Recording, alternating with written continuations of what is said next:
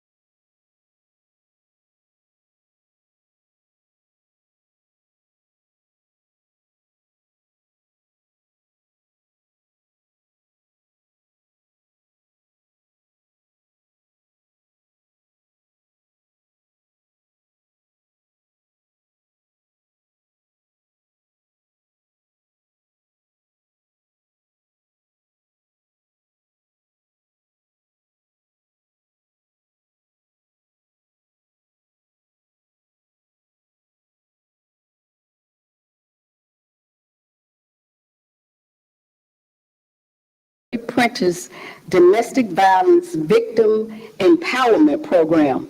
This is our annual Domestic Violence Awareness Conference for 2025, held here at the Artist T. Williams Auditorium, here at 901 Monroe Street in Vicksburg, Mississippi. Today is Saturday, October the 4th.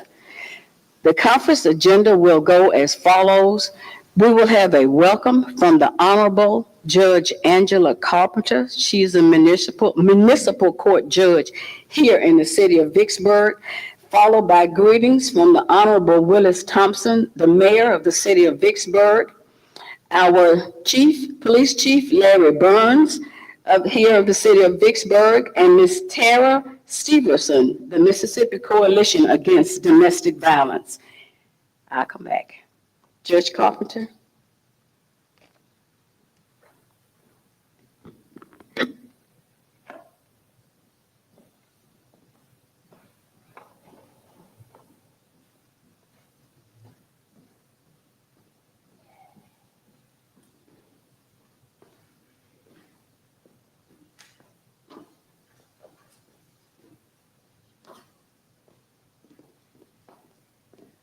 Good afternoon, everyone.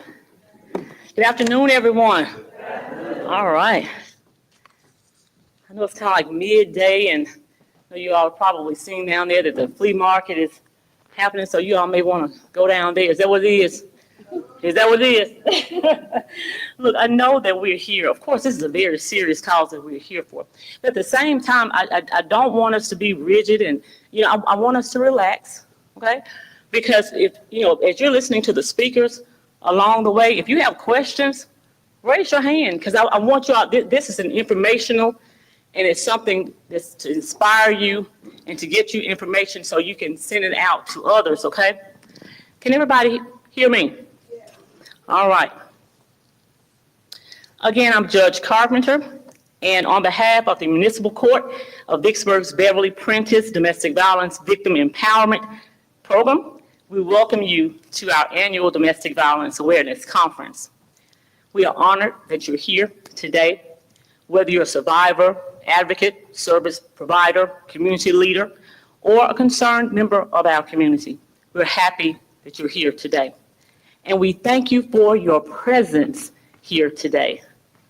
For your presence reflects the dedication and the shared commitment that you have with all of us to promote the prevention of domestic violence, to bring about more awareness of domestic violence, and to support those affected by domestic violence. This conference will allow you an opportunity to come together with other like-minded people and learn from each other. And then as we do that, we're strengthening each other so that we can go out and help the people who are affected. You're going to receive a wealth of information today, so get ready for it. There may be some things you're going to learn that you never knew. I think sometimes we feel that we know all there is to know about a subject, right? No matter how many other conferences we've attended, but that's not the case. I assure you there is something, even if it's one thing you are going to learn today that you didn't already know. So please, I want you all to be attentive, but again, I want you to be relaxed, okay? You're going to hear, if you look at the program, the agenda, you'll see, and I'm not going to go through each, but I just want you to see, we're going to have greetings from our leaders. But this anatomy of a domestic violence case, this is very important because what we find oftentimes, when I say we, I mean the program, and even other officers and other law enforcement, we find that people don't know what to expect. We can tell them, but so much is going on that their lives are in a whirlwind at the time. So they may hear it, but they're not really taking it in because so much is going on. So with that, now the domestic violence case is so important because we're going to take you from the time that call is made to police all the way through to the court proceedings and what happens from there. So that's important for you all to know. And it's why won't you leave? Why victims stay? I'm not sure, maybe none of you have said that before to anybody, but some people think like, well, why won't you just leave? You don't have children with this person. Why won't you leave? You're not married to him. Why won't you leave? Well, there's a reason for that, various reasons for that, and we're going to learn something about that today. And these are going to be people on this panel. These are people who have lived through it. And so they're going to tell you firsthand what they've dealt with, and they're going to answer that question for you, okay? Now, without further ado, I'm going to turn you back over to our mistress of ceremonies. But I want you all to know again that I thank you all so very much for attending today. It's so very important that you're here. Each and every one of us, we have a role to play in helping to stamp out domestic violence. And we thank you for your unwavering commitment to this critical issue. Together, we have to know you all. We have to know that we can inspire change and we can make a difference. Welcome to our conference, everyone. So is everyone loosening up now? I see everybody's looking kind of, what time is it? What time is it? Has anybody eaten something heavy today or something? All right, y'all tough crowd. Okay, so I'm going to turn it back over to you. Thank you all so much for attending.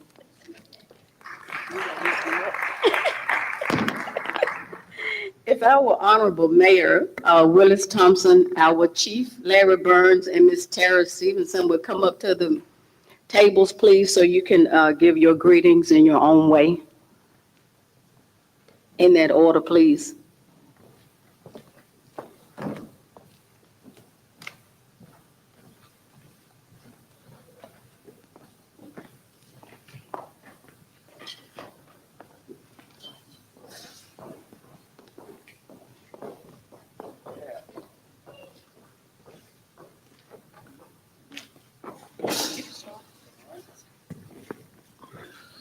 Well, good afternoon, everyone. It's an honor to come here today to just bring greetings from the Board of Mayor and Aldermen for this great cause coming together, for your commitment to just bring healing and be an advocate against abuse in our community. You know, we know there's something that happens, you know, unfortunate part that a lot of victims feel or they are suffering in silence. And that's why it's so important to come together and partake of this opportunity to bring awareness to something. You know, the first part of acknowledging and solving any issue is first bringing awareness to it and acknowledging that you first have a problem so you can begin to put the resources together to solve the problem.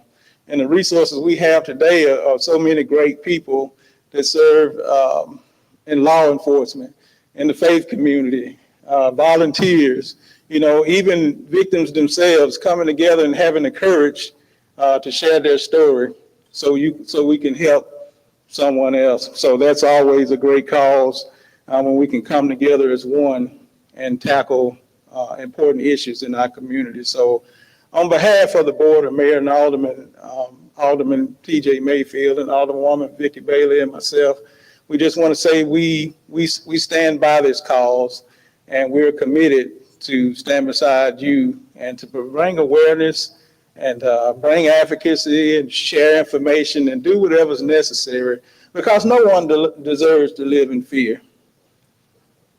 So we want to be a part of the solution. So we just thank you for the opportunity. And again, it's my pleasure to serve as your mayor and to be a part of such a great opportunity. So thank you.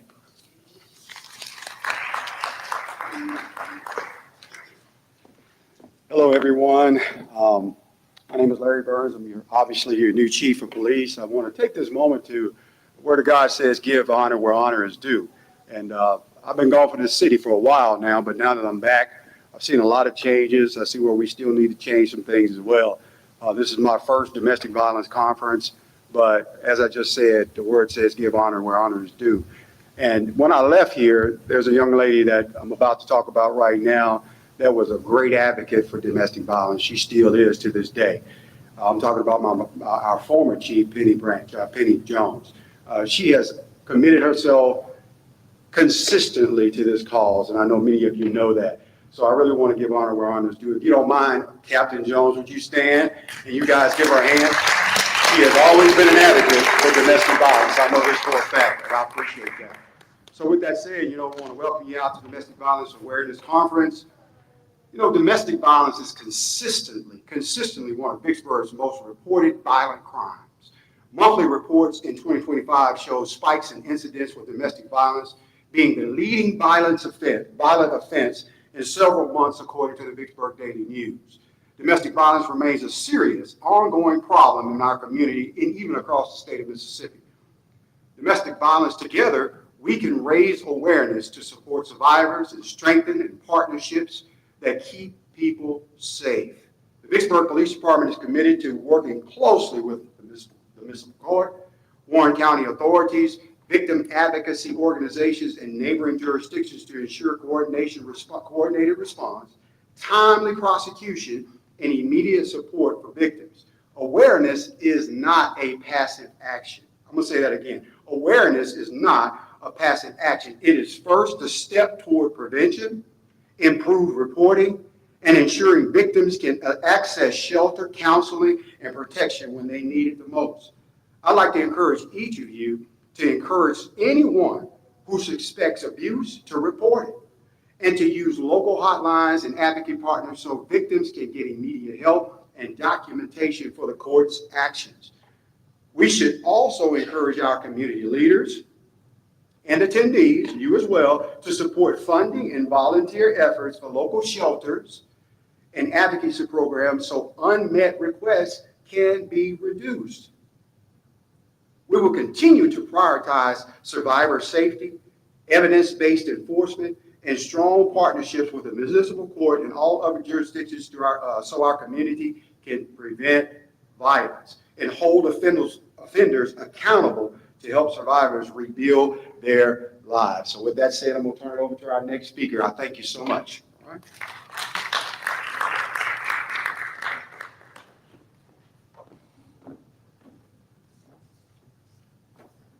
Good afternoon. Good afternoon. On behalf of the Mississippi Coalition Against Domestic Violence, it is my honor to bring you greetings today at the annual Domestic Violence Awareness Conference here in Vicksburg.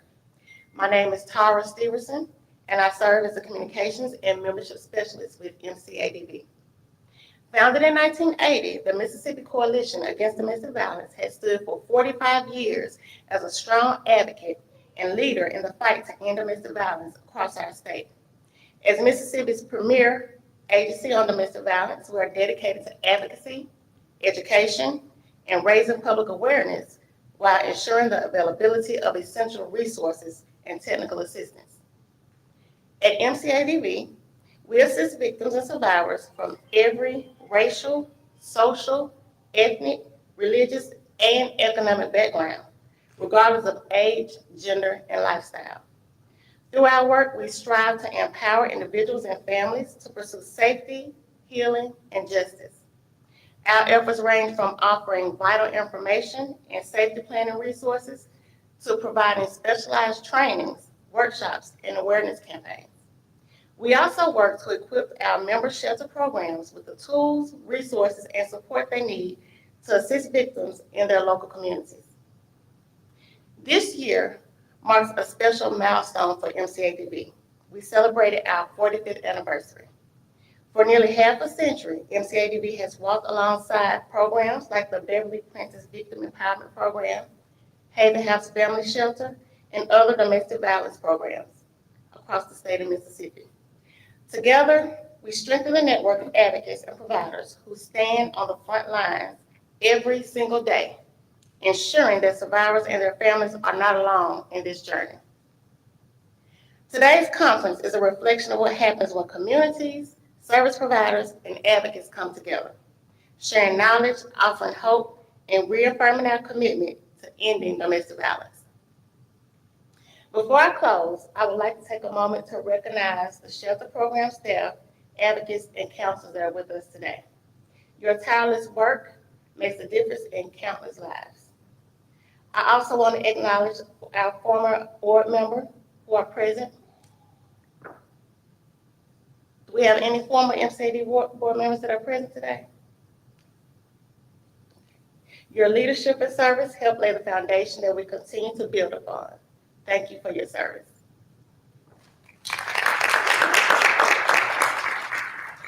Thank you again for allowing me to bring greetings on behalf of the Mississippi Coalition Against Domestic Violence.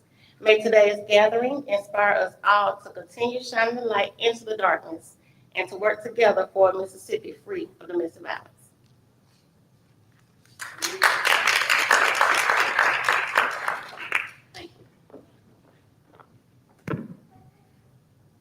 While they are being situated, we got another panel coming up, but thank you all so much. While they're getting situated, we're gonna do one switch. We're gonna do Why Won't You Leave first, Why Victims Stay. You know, I heard Ms. Stevenson say that they have been around since 1980. I wish I had known that. My sister, one of my older sisters, was a victim of domestic violence. And I knew nothing about trying to find some help for her. But we have heard from some heavy hitters we got their full support when it comes to domestic violence. And we need to make sure that we utilize all the support that we have. They mentioned Captain Penny Jones. Stand up again, Chief Captain Penny Jones. Miss Carlotta Ferguson, I see you out there. She's also an advocate. Listen, y'all, we got to get a handle on this. I know Judge Carpenter is doing a lot, and she is very great. Her and I think Judge Penny Lawson. But we got to get a handle on this right here. It's too many people getting hurt, too many young people. When I was in the ninth grade, my grandmother let me go to a house party, the first and only party that I went to. We were at somebody's house. It was a house party. And this girl, she was in the 8th grade, and her boyfriend was in the 11th grade. They were in these people's bathroom, tearing it up, fighting. They tore these people's bathroom up. I sat in the chair in the corner. And when I got home, I told my grandmother, I said, don't you ever worry about me asking you, can I go to another party? That was the first time I had ever witnessed domestic violence. And these were teenagers. This girl was in the 8th grade, and her boyfriend was in the 11th grade. So it happens all the time, not just with women and men, but these teenagers, they are being abused, male and female, because we can be ruthless, and y'all know we can. We can be ruthless. But we need to try to get a handle on this. We got support from the city. We got support from all kinds of people. So we need to do our part. And when we see something, say something, report something, because it just might help save somebody's life. My sister died about 5 years ago as a result of the abuse that she received from being abused over several years. So we can put a stop to this if we all work together. Amen? Amen. Thank you. Now, we're going to go to Why Won't You Leave? Why Victims Stay? That was one of the questions that I asked about my sister. This is going to be moderated by Miss Natasha James. We have Miss Mildred Brown, Elder James Crewthirds, Miss Christy Robinson, and Miss Brenda Brown. Would you all come to the stage, please?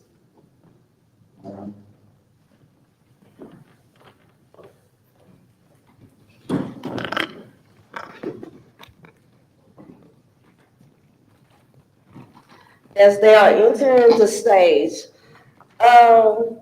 like Ms. Truly said, that's always a question that's asked. Why do they stay in those relationships? Why are they still there?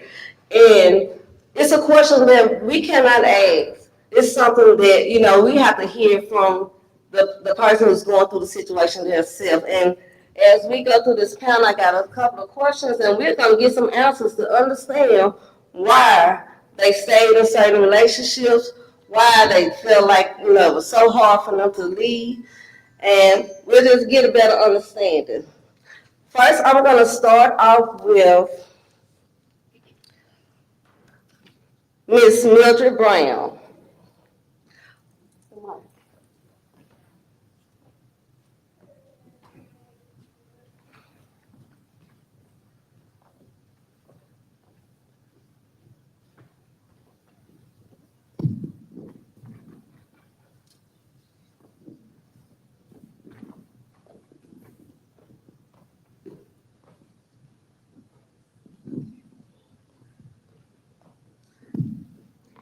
Ms. Mildred Brown, we want to know why you didn't leave White Array.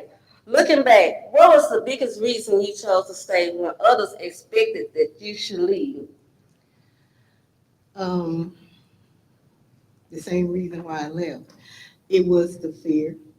It was the failure of saying that my marriage was failing.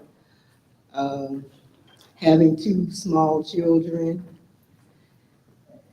I didn't know about shelters or anything like that. That was something that I found when I decided to leave. But it was the fear of the unknown. The fear of unknown. Do you feel that financial struggles, houses, and not knowing where to go played a role in you staying? Yes, the financial, I wasn't making a lot of money at the job I had, 2 kids. Now, I could survive by myself, but what was I going to do with the 2 kids? That was one of the reasons, the financial. The housing part, I had family, I had places that I could go, but I didn't want to tear my children from the only thing that they ever knew. I didn't want to tear them away from their grandparents or even their father. So that was some of the reasons why I stayed. The fear, the struggle, not knowing the outcome, because I like to know what's the end results. And I had no idea what the end would be if I had left. Yeah, that's always a big struggle. What do you think that you would say was to say that this was enough for you to just go ahead and leave for you and your family? The last episode where the children were involved, when the children tried to get him off of me. Now, they were 3 and 6, and they were trying to get an over 200-pound man off of their mother. That was it for me. When they witnessed it, I didn't want this to be their life forever. So that was the reason that I left, was because of the same reason why I stayed. But yeah, I didn't want this to be an everyday thing or witness. I didn't want this to haunt them for the rest of their lives. Is there something that you would want others to know, to understand, why it's not always just so easy that you could just leave, that you could just always walk away? Because a lot of times people think that you could just leave. A lot of times they look at people in those situations and they don't understand what the struggles that they have to go through, like the barriers that you just mentioned, housing, financial struggles. You was married, so, you was trying to make your marriage work. Is there something that you would like to tell the audience, reasons why it's just not that simple to just leave? One of the reasons why it's not that simple, especially when you're married, because all of us are taught that, marriage is forever and you need to stay. Even at that time, ministers not really knowing the things about domestic violence, they would always advise you to stay, work it out. You didn't want to be looked at as a failure. Oh, she couldn't even make that work. You stay in there and struggle. But I can tell you now, knowing what I know now, if I had known, let me back up. The thing that makes it hard is that when you keep it a secret, nobody knew what was going on in my house. I never discussed it with my parents.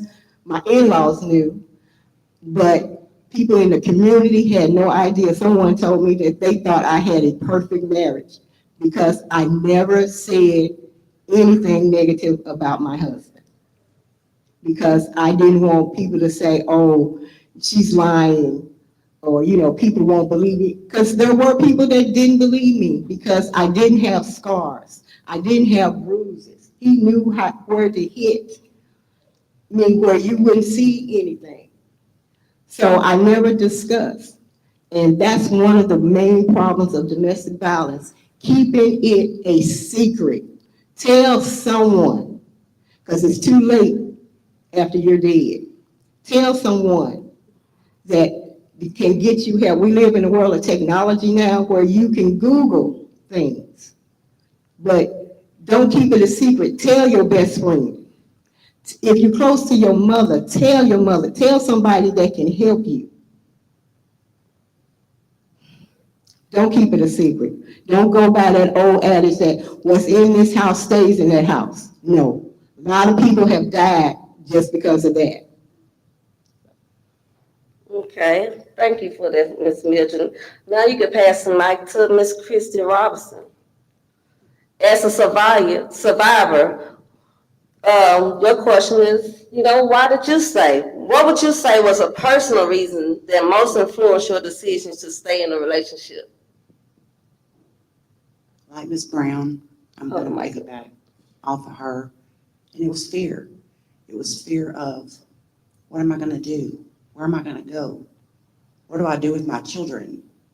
I had 2 children. I had 2 stepchildren, and they all looked to me for guidance and to provide, because I was the provider. It wasn't physical to start, but the mental is what lasts. When they mentally beat you down and tell you you're no good, and tell you you're not worth living, and that you're not a very good mother, and you do everything you can for your children. So you stay, because children needs their dads. I always needed my dad, and I wanted my daughter and my son to be able to have a loving relationship with their dad. So fear of the unknown, fear of how is this going to affect my children? How are they going to cope? What do they need to do? So as a mom, you try to protect your children from everything. They didn't see it. They didn't witness it because they were young. But the older they got, the more they witnessed and the more they heard. And it just, who do you call? You don't tell your mom. You don't tell your dad. You carry it in such a lonely world, because I had no clue of what was out there to help me until my second go round. Not only one relationship, but 2 marriages. My first marriage was nothing but mental. My second one wasn't so lucky. And I'm very proud to be able to say that I am a survivor. Very proud, and I will tell anyone, and I will help anyone. That's how you know that you have overcome the fear, where I can sit up here and talk to a room of people.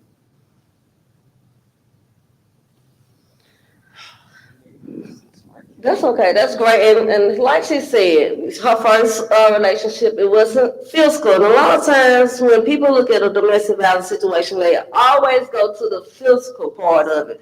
When there's so much that comes behind being physical, before you even get to physical, that mental, the emotional, all that affects you. I often tell a lot of people that someone can abuse you and leave scars.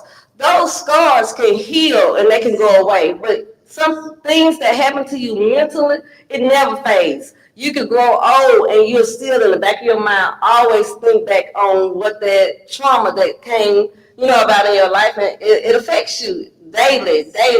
It's an ongoing situation.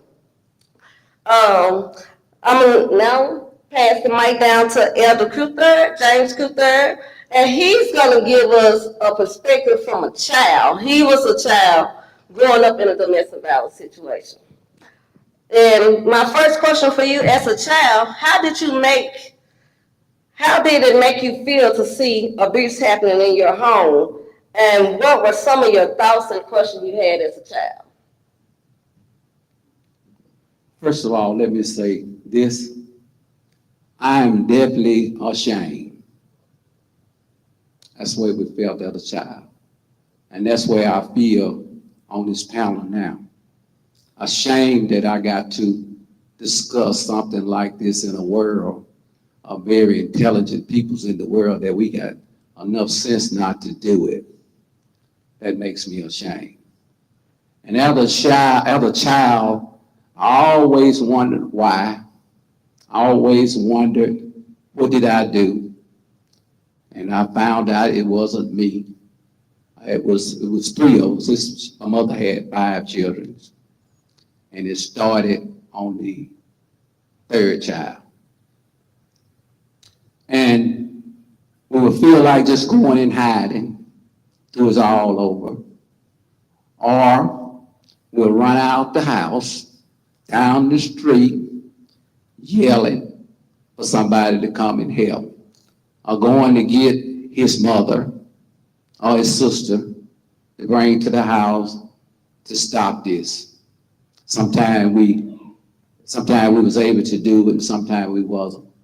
Sometimes we just had to bear it till it all went away.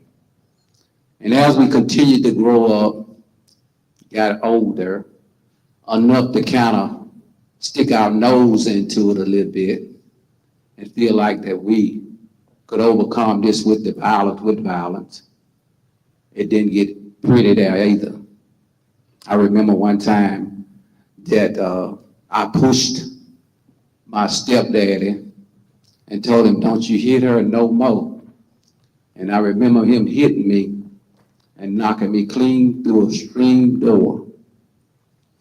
And I didn't stop running when I went out the door. I went straight to the police department. And this is the first time that we ever interjected police officer involved. Of course, I'm an old man now, y'all. Y'all supposed to smile on that one. And it's been a long, long time ago. They came to pick my stepdaddy up and took him to jail. And for the fear of my mother, she went and dropped the charges. And then life really got rough that time. I got where I couldn't sleep. When he came in at night, he was drunk.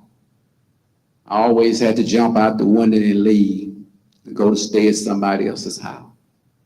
Why? I'm ashamed. Why? She didn't say nothing. She was ashamed. She was a young girl, uneducated, with a bunch of kids that need to be taken care of. And Sister Tasha, just let me, can I go on just Go finish? ahead. So you won't have to give me no more. So it got to a point of our life that where we all got graduating, started graduating one at a time, and I'm the oldest. You mind if I stand up? Is that Go okay, ahead. child? Go ahead. And my mom called me in the kitchen, and she said, "James, when you walk across that stage and they hand you your diploma, I want you to get out of here. Leave this house. Get on." And I did exactly what she told me. So it didn't stop there. Of course, I was married 45 years. And they say that you're a statistic. You know, you come up in an abused home, you're going to be an abuser. That's what statistics say, correct? Yeah. But I'm going to say I wasn't. I wasn't a statistic myself. To me, I came out to be a great person. Yeah, I raised 3 girls and so on. So that's not the thing though. But anyway, back to the point. She raised all 5 of her children through the abuse. It didn't stop. But after the abuse was over, why did she stay? Why did she stay? Police officer, sir, I'm sorry to say this, but she went and bought her a pistol. And she told my stepdaddy, "It's time to go. And if you hit me again, I'll kill you." That broke the whipping up. That broke the situation up. And the separation ended at that. So now the question goes back to, why did she stay? She stayed for her children. She took the fear. She took the beating to make sure that we had shoes on our feet, clothes on our back, and food on the table. Sound ridiculous, but she did it. And all of her children turned out to be great kids. But the stand, I wouldn't approve of it. If somebody hit you one time, I promise you, it's coming again. I was at the football game last night, and I'm gonna stop. I was at the football game last night, and I was sitting behind a young girl and a boy, the mother and the father. So evidently, the young boy and the young girl was calling themselves being girlfriend, boyfriend. It could be no more than 14 or 15 years old. So every now and then he'll slap her, and they will laugh. Then she'll hit him upside the head, and they'll laugh. And she'll pull him over, and there's a laugh. That's the beginning.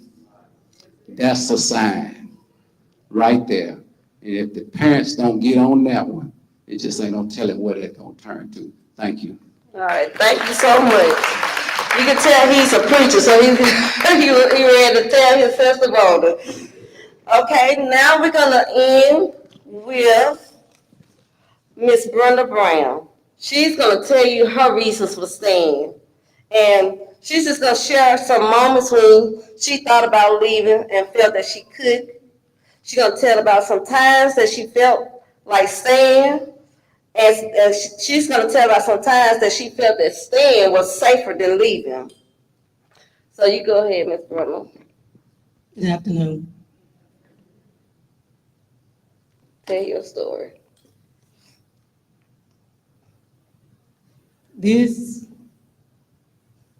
is something I don't know female or no male to go through that I've been through. Okay, thank you. This is something that I don't want no female or male to go through. I've been through 2 domestic violence marriages. My first husband died. He was so abusive, verbal and physical. My second husband was the same exact person. I didn't leave because it was my apartment. I didn't leave because I did not want to uproot my children, my heart. I was pregnant with my son. This man shot me. The bullet went here and ended over here, down in my bottom jaw. He stood over me again. The Lord came from nowhere. And he said, move. I moved. I ran to some person's house that I didn't even know. I beat on the door. Didn't let me in. He let me in. That's when they called the sheriff department, the police department. And when I was pregnant with my son, he broke the brake line. I was coming down Standard Sherman Avenue Hill. I had no brakes. I went over the hill. Just so happened the Lord saved my life, and he saved my son's life. But I wouldn't put this on my worst enemy. If you're being abused, please leave. Verbal abuse is worse too. I live my life thanking my children, the Lord, for just saving me. I try not to discuss this, but no matter when I do, it just tears me apart. Because I had 8 children that I had to provide for. The finances wasn't the problem. I worked, I saved my money. We had somewhere to go. And if it wasn't for this Haven House, I don't know where we would be. The Haven House took care of us like we was in our own home. When I left the Haven House, I moved to the sub. The sub did me good. When I left the sub, I was blessed to buy my own home. I've been there for 30 years. And I just want to thank the Lord because I know He's the reason behind everything while I'm still here today. And I want to thank the panel for inviting me to come and share my story. And I appreciate it. Why don't they leave? Leaving an abusive relationship isn't always simple as walking away. And abuse isn't always physical. Many victims stay because of emotional manipulation, financial control, fear of losing their children, or hope that things will change. Abusers often isolate victims, break down their self-esteem, and make them feel powerless or alone. Even without visible bruises, emotional and physiological abuse can be just as damaging, sometimes leaving scars that last longer than physical ones. Instead of asking, why don't they leave? Let's just ask, how can we support them? As the panel has explained to everyone today, that it's not easy to always leave in an abusive situation, whether it's physical, emotional, financial, any type of power control. We need to make sure that we are able to support each other. Thank you all today.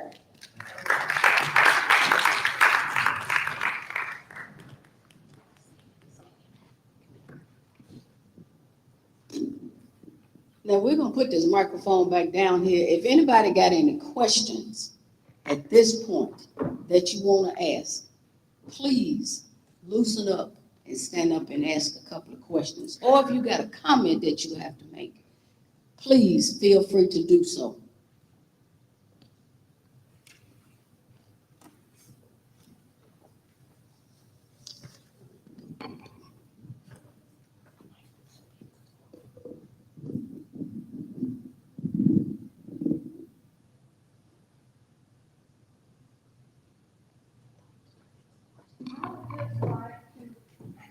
Come on up.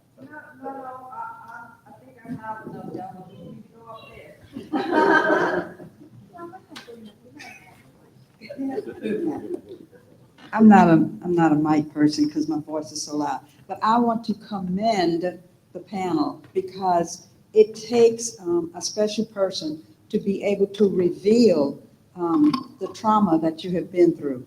I know personally, yes. I know personally, I had a niece that I had to pull out of a domestic situation, so I know very well how the strength that you endure in order to be to move, to leave, but to also tell your story. And it's important that these stories are told for those people who are still hiding it, those that are still, holding back and not complimenting or not, revealing it to anyone. So kudos to you guys.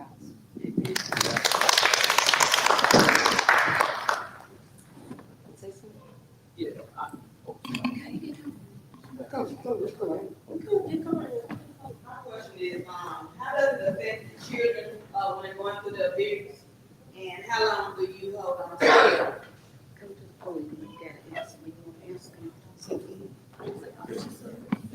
My question is, how does it affect the children in the abuse, and how long do you hold on to the guilt?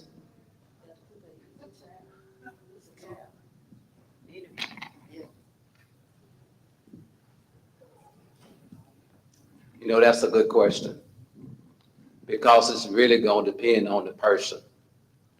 I found that number one, that I really had to forgive myself.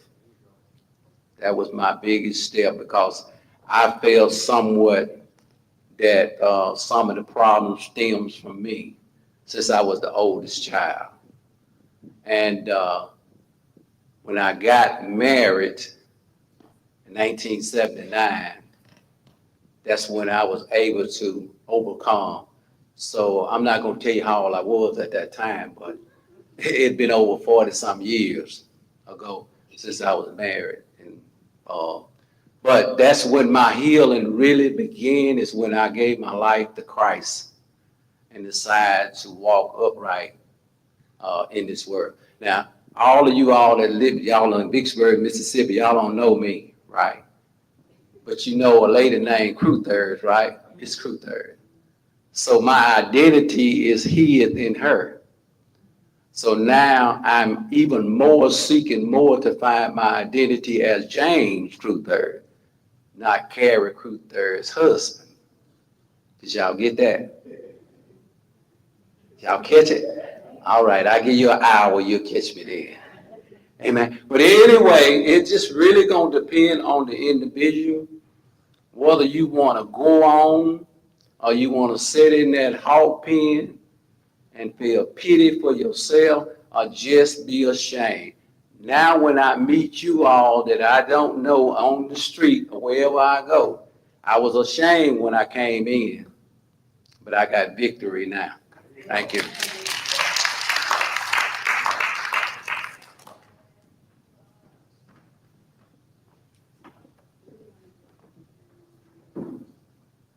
As a child seeing my mom get abused, I was 11. She had 8 kids. The youngest one was about 1 or 2. I saw my stepdad fight a lot. And the last time I saw my mom, he had beat her and she ended up in the hospital. And she died. She was 31. So she left 8 kids. And the only way and it still haunts me because during the time I always thought she left and was hiding out. That's how I survived. Instead of thinking that she's dead, I always thought she was hiding somewhere. And every person I saw that looked like her, I always thought that was my mom because I missed her so much. But the only way I could get through it, because I always stayed in his life, but the only way I could survive it, because he had my brothers and sisters, it was God. I had to forgive him. And it took like, I probably was in my 30s when I forgave him, because he was the father of 4 of my siblings. But I always thought, I'm not gonna never let a man beat me. But I didn't think about the physical, not the physical, the emotional. And that's what mostly gets me. You have the emotional thing, but I don't get, you don't get beat, but you get the emotional. But that's the only way I was able to, had to forgive him. And it was by the grace of God, going to church and everything. And it was through mostly being with my pastor, apostle, that I really was able to truly forgive him. There were some steps, but being at the church, I really did. She gave me one of her purple shawls, and I was able to talk to God and wanted to forgive him more. Because every day he'll say, Felicia, you're the strongest person I know. But I always saw him beat my mom, but he always thought I was the strongest person. And I was the 3rd child. But I had to forgive him, and it was by the grace of God. That's the only way I could. He's deceased now, but that was the only way I could forgive him, because of God. And I stay in church, and I'm always going to be under that leadership of Apostle Linda Sweezer, because she's a great leader.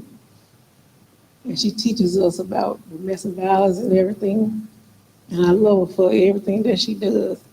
But it was only by the grace of God that I could forgive her. Amen.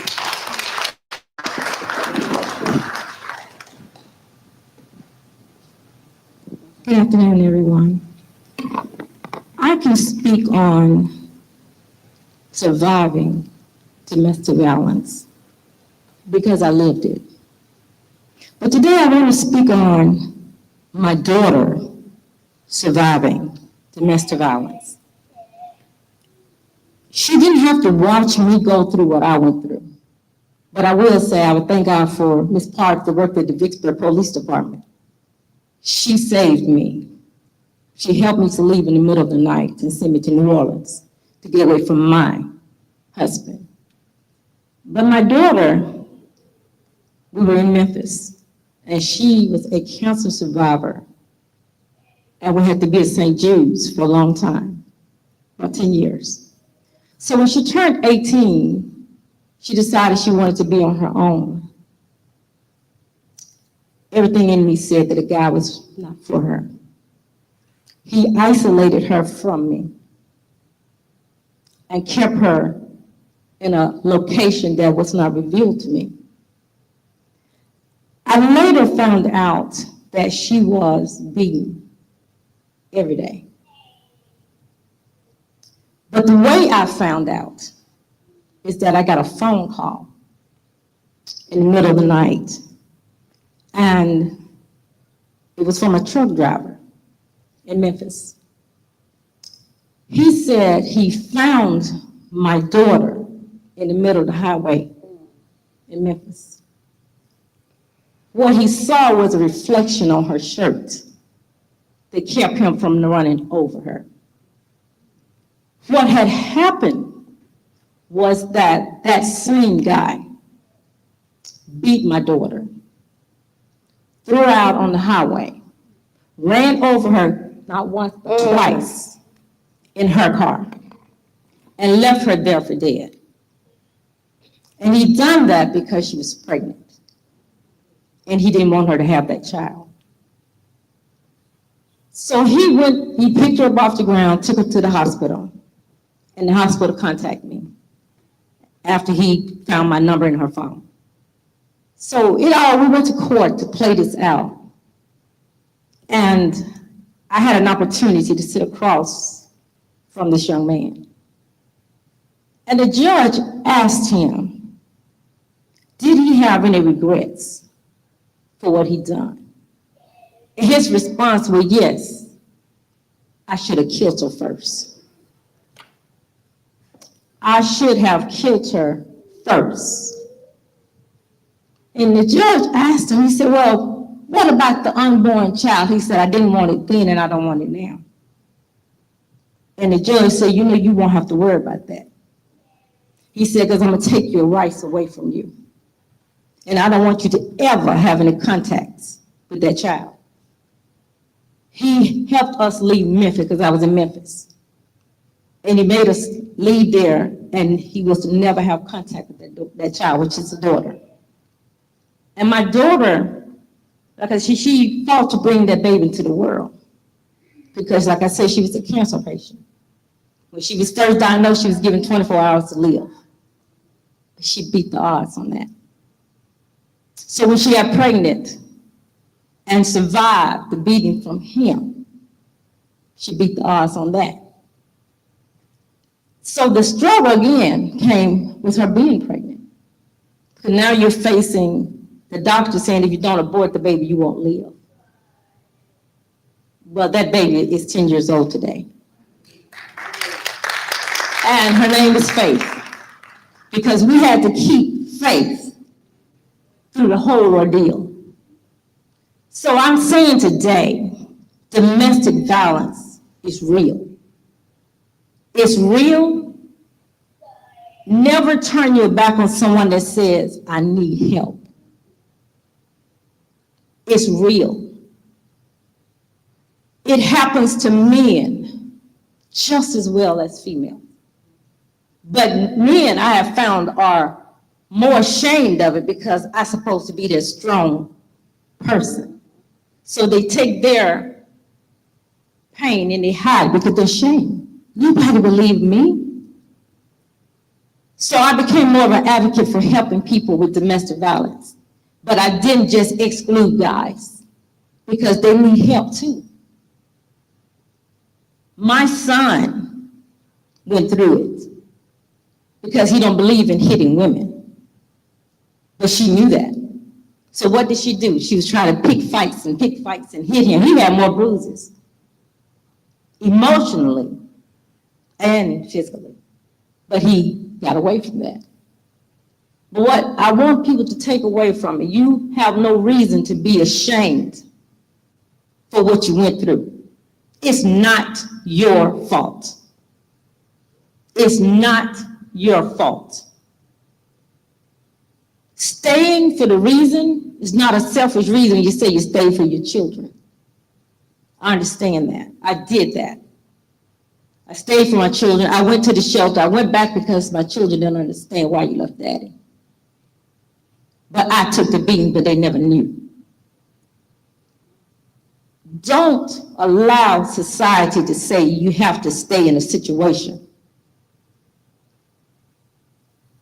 Just like they created an underground railroad to free the slaves, I think we need to put something in place to help people that are going through to be able to get to a safe place without the people knowing where they are. I know we have the Haven House, but a lot of people know about it. But we need something in place because domestic violence is still happening. It's happening to younger kids. I heard Ms. Cruther say how it's the 13 and 14-year-olds. Yes. And they think it's okay. Oh, he loved me because he hit me. No. We need to listen to our children. Pay attention. They're coming home from school and they got bruises. Oh, I just fell. Young ladies need to be guided. Talk to your daughters. Talk to your sons. Tell them do not put their hands on a young lady and vice versa. But you have no reason to be ashamed of anything you have went through. You have survived. But one thing I want you to understand that you've done it and you didn't do it alone. By the grace of God, you came through. You didn't do it alone. Keep fighting, keep pushing, and keep encouraging. Thank you all for your questions and comments. Panel, you can take your seats back. Thank you. Give them a hand as they take their seats, please. We're going to move to the anatomy of a domestic violence case with our Honorable Judge Angela Carpenter, our prosecutor Kiana Henry, and Captain Penny Jones. Would you all please come to the stage?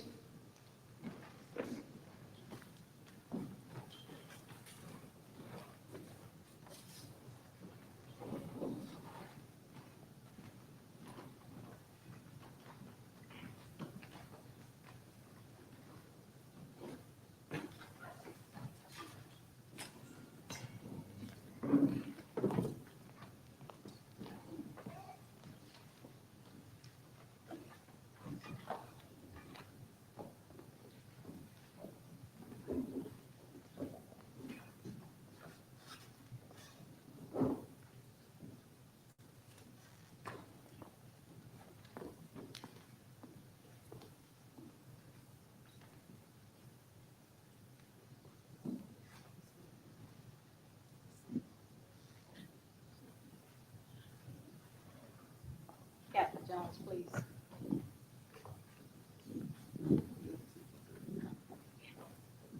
Let me say this, as Captain Jones is coming.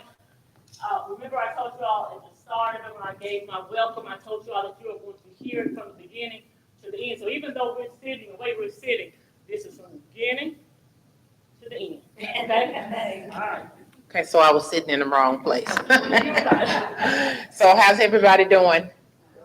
Good. Thank you all for coming to the Domestic Violence Conference.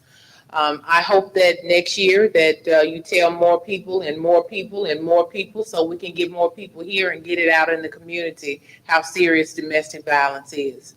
So domestic violence is one of our most dangerous and serious calls that we respond to. Generally, when we get the call from dispatch, we want to hear how many people are on scene. Are there any weapons? So we'll know when we respond that, we're going to be safe. Once we get there, of course, we are assessing the scene, making sure that nothing else is going on that we don't see. And I certainly make sure I'm looking at my partner because you need more than one person at a domestic violence call because they're so dangerous. So, of course, once we realize that we're okay, we're going inside and we're going to make sure that the victim is okay. Once inside, the most important thing is to separate and at least to go into another room because most time the aggressor is going to want to know what that person is saying. He's going to be looking at that person saying, okay, let me see what they're going to say, whether it's the male or the female. And most of the time, it is a male who has assaulted a female. Not to say that it doesn't happen to the male, but most of the time, this is how it turns out. So once we can get them separated, it is sometimes obvious who the aggressor is. You don't want to make the victim feel like she is actually a victim. You want her to hear you out, to let that person know that, hey, I care about what you're telling me and I am here to help you.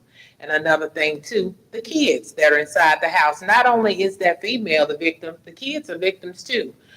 We heard Mr. Crewthird say about the abuse that he went through as a child and what his mother went through. You think those kids don't feel that too? It's there. They're victims too.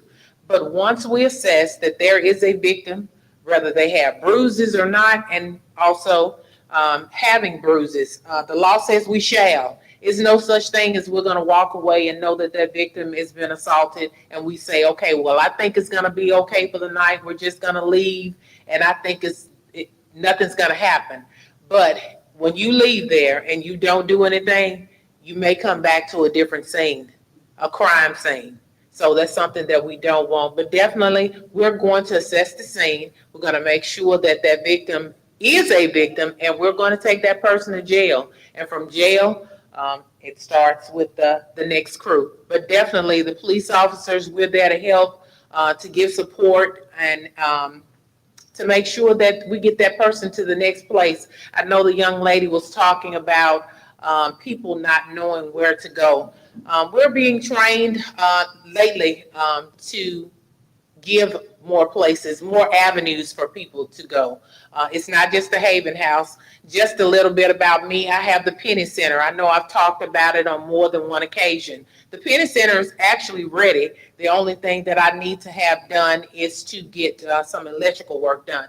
But the Penny Center is an educational center for victims of domestic violence. We're definitely going to be teaching women how to do resumes, how to work on a computer, how to learn to build their self-esteem. So some of these things that the women are going through in the community, they'll learn that, hey, I know that I can overcome this. And I know that there is help out here for me and that I am going to receive it. So you got a group of people up here that are always boots on the ground to try to help. So I'm going to move to the next phase of what we do after we make the arrest and bring the suspects to court. Here we are next with our prosecutor.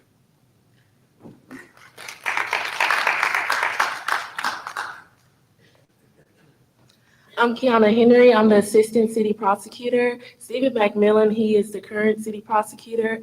And the anatomy of a domestic violence case. So there's really two methods that a case can come before the court.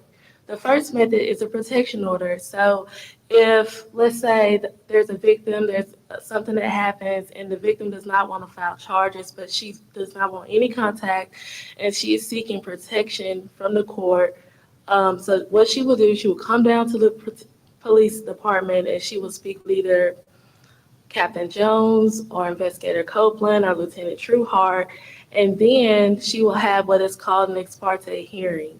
And it's usually just me, the judge, and the victim. And then if it's on the domestic violence day, then our partners will be there as well.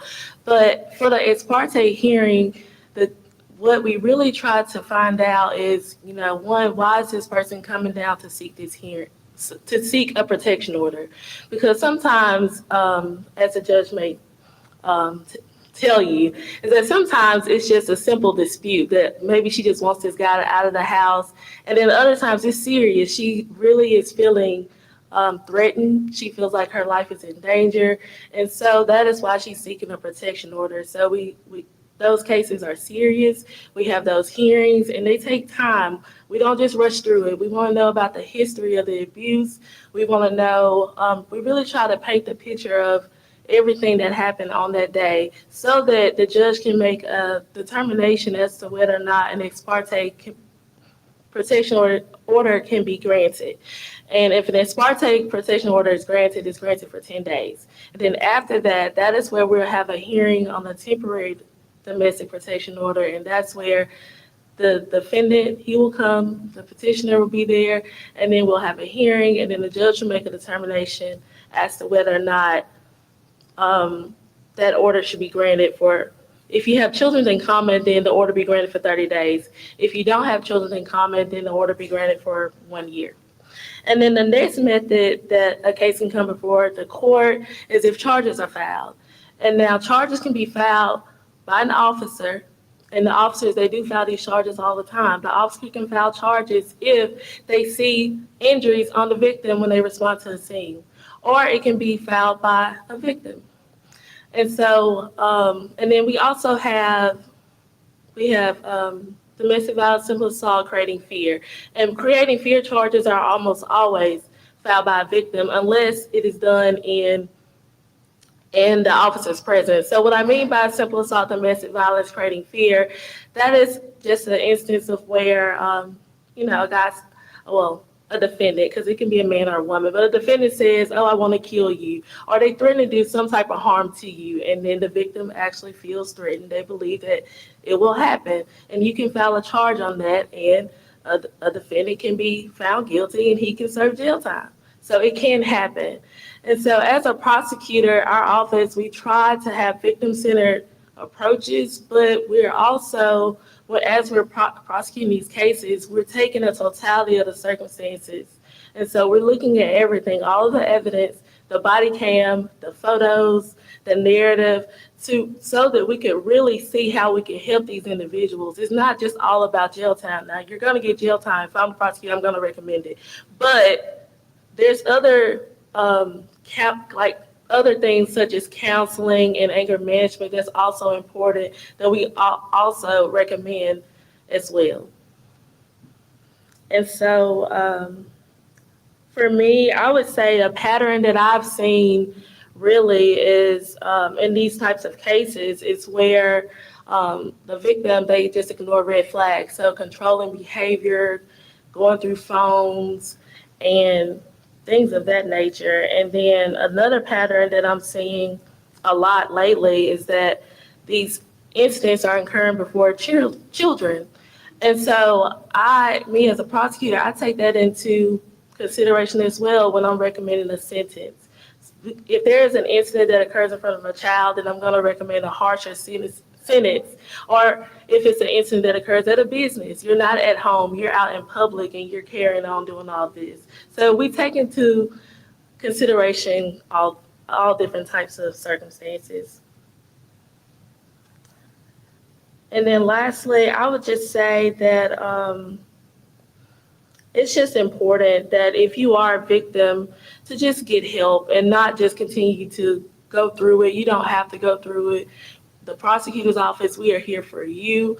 We focus on justice. We want you to be safe. And then even if you do file a charge, and this happens a lot as well, someone will file a charge and then they want to drop charges. Okay, but if they want to drop charges, we don't just say, yeah, you can drop charges. No. Usually what they have to do, they'll come into court, we'll set it for a hearing, and then we will try to figure out their reasoning for wanting to drop those charges.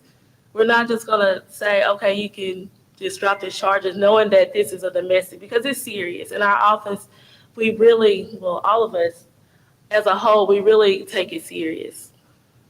And I believe that's all I have.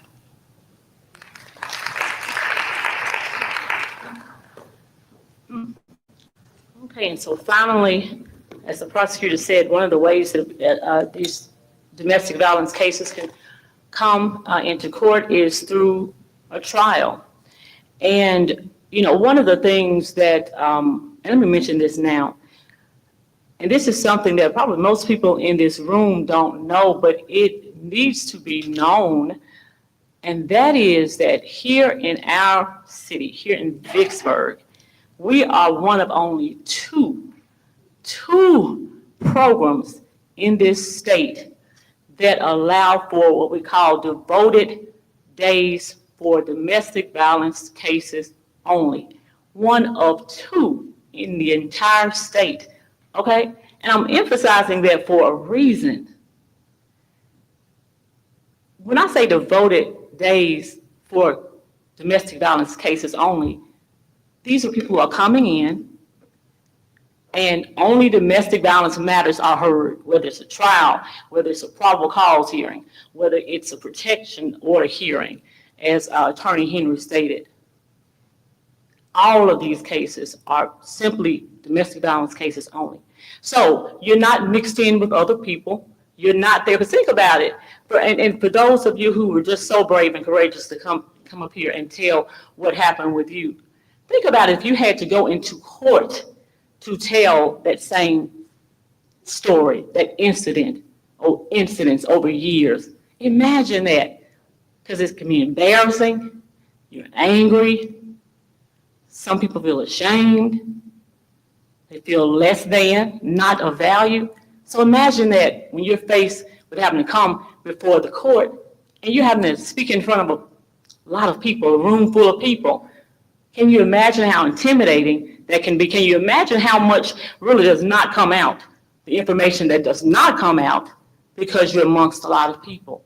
Well, that's why it's important to have devoted domestic violence days. And those kind of cases are handled on those days. And it's baffling to me why out of this entire state, we only have 2 programs. And one program is only 3 years old. We are the longest running program. Right here in Vicksburg, we're the longest running program. And so that tells you that even though people know that these programs exist, either they don't feel a need for them, maybe they don't think domestic violence is as serious, but just as the chief mentioned earlier, I mean, these cases are on the rise. I can remember when I first came, domestic violence cases were not the number one. Those were not the number one crimes, but it's on the rise. So when we have the devoted court days, the domestic violence days, those cases are on the 2nd Tuesday of every month and the 4th Tuesday of every month, okay? Now, unfortunately, we can't hear all about domestic violence cases on those days because we may have conflicts with, some officers may have conflicts where they cannot come at 1 o'clock because that's when we have those cases. And so there are times, and sometimes it may be the victim or witness who cannot come on those particular days. So we'll have to rearrange some things and set it on other regular court days. But even on the regular court days, I close out the courtroom for only those type cases. And that's so important because, again, as a judge, because I'm to be not only impartial, but I have to rule. I have to rule on what's before me. Now, for me, it's not just a black and white thing. A person gets up on the stand and they say, okay, well, yeah, I was punched and all of that. And then I say, okay, well, yeah, this person is guilty. All right, so you go serve 60 days in jail. It's never like that. And everybody in fact, I'm sorry, let me take a point of privilege real quick. Program committee, please stand for me, please. Please, the program, domestic violence empowerment program participants, yeah, please stand. Okay. All right, let me tell you all why.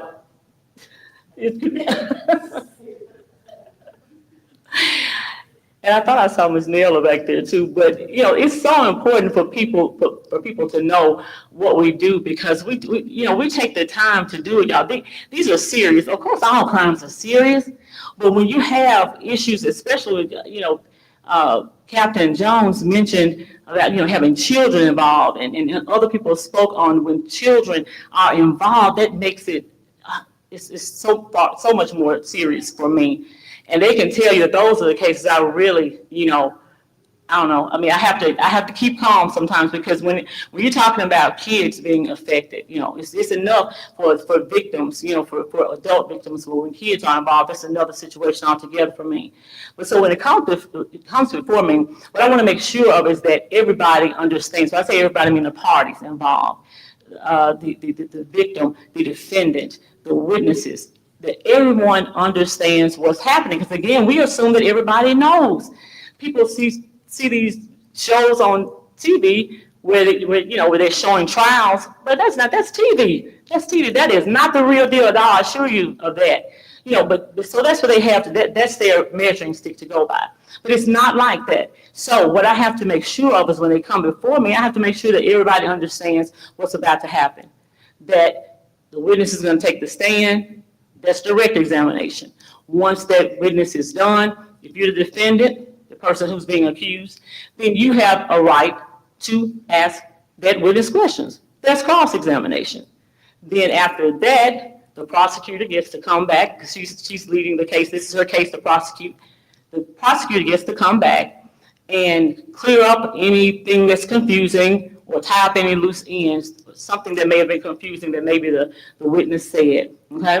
And then after that, after all the witnesses are done, then the defendant gets an opportunity to speak. And I can tell you, I was having a conversation, I think this was about a year ago, and it was kind of surprising to me, but maybe it wouldn't be to you all. But some people did not realize that the defendants actually had an opportunity to speak. They assume that if someone is accused, they take the stand, they're going to be found guilty, they're going to go to jail. See, there's so many misconceptions, and that's why it's important for us to have conferences like these so people can understand what really happens. So when they come before me, I'm listening the entire time. And I think sometimes maybe some of the witnesses may not realize that I'm listening because I'm looking down, but I'm writing or doing, but I'm listening the entire time. See, we're not a court of record. In other words, we don't have a court reporter there typing for us and typing everything that's being said. So that's why it's more important. It's so very important for me to listen to what's going on. Important for the prosecutor because the prosecutor is prosecuting the case. And I can tell you, and you were just talking about this as we were preparing for this conference, that, oftentimes we hear some outlandish things, and I know they can tell you some outlandish things. But right when we think we've heard it all, there's always something new. But what I've come to realize is that it's not until you allow the criminal process to really be conducted the way it should be conducted. Okay, that's the only way that we can ensure that everybody, of course, the defendant has a right to a fair trial, but the victim also has a right to a fair trial. And so I cannot emphasize that enough. It's just a lot of listening that goes on. And then when let me just tell you, because I just feel like I told you all to loosen up, but now I'm feeling kind of formal. Let me just tell you, one thing that I make sure of is that I handle this and the program as well, the program participants. This is a holistic approach, okay? This is a holistic approach. So you have to tackle it from every angle.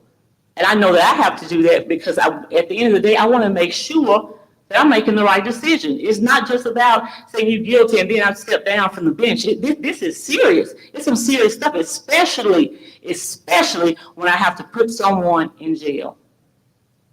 That's some serious stuff. So we have to make sure that we're doing what we're supposed to do from beginning to end, that we know what we are doing is the right thing to do. And the only way we'll know that is if we take the time to listen to what's going on.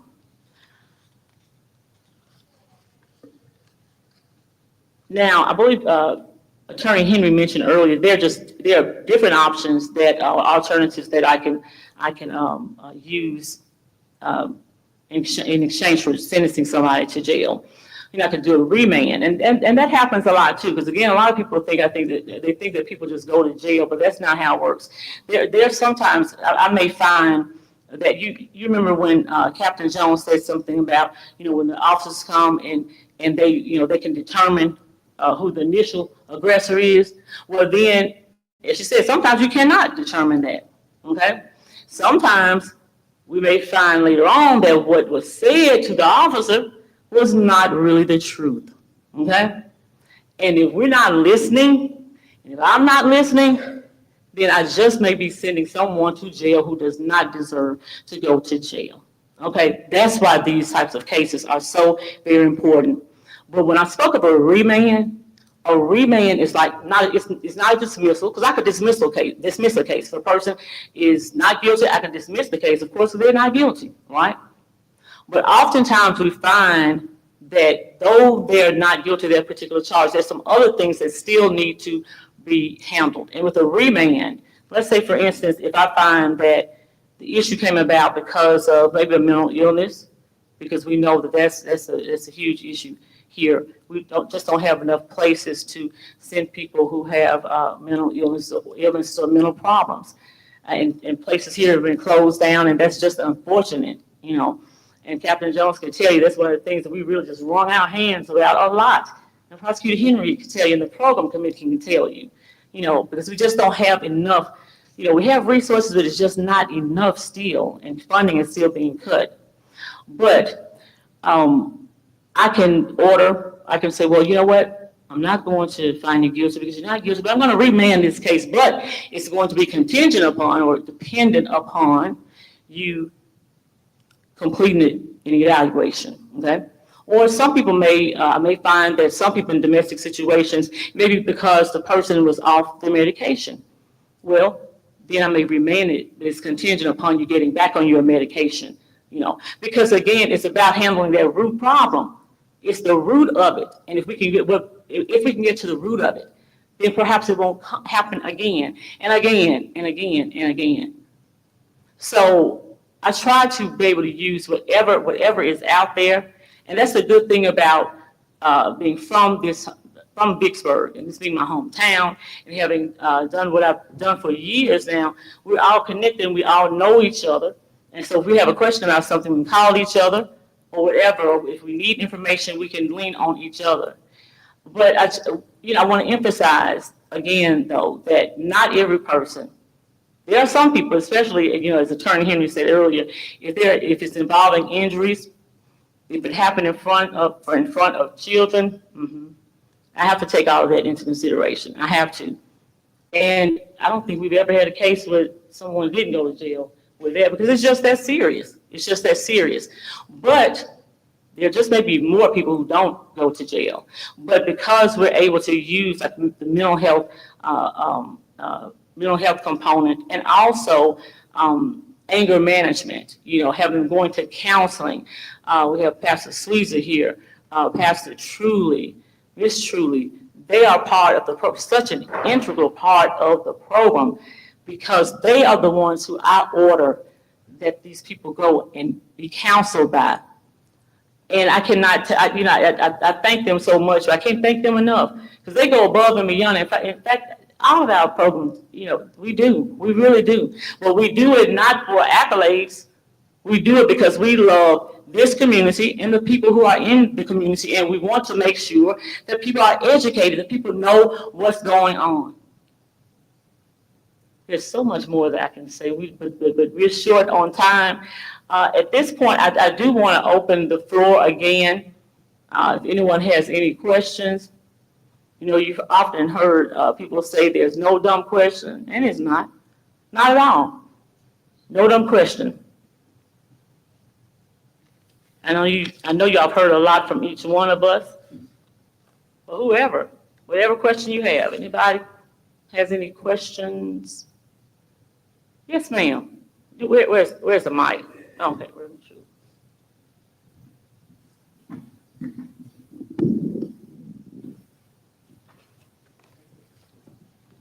And when you ask your question, ma'am, if you could ask us who you're directing it to, or if it's just a general question. Okay. It's just a general question. Okay. And it might just be for you. I'm a victim of domestic violence, as you know. But my question is, we always talk about the help for the victim. What are we doing for the men or the women who are the abuser?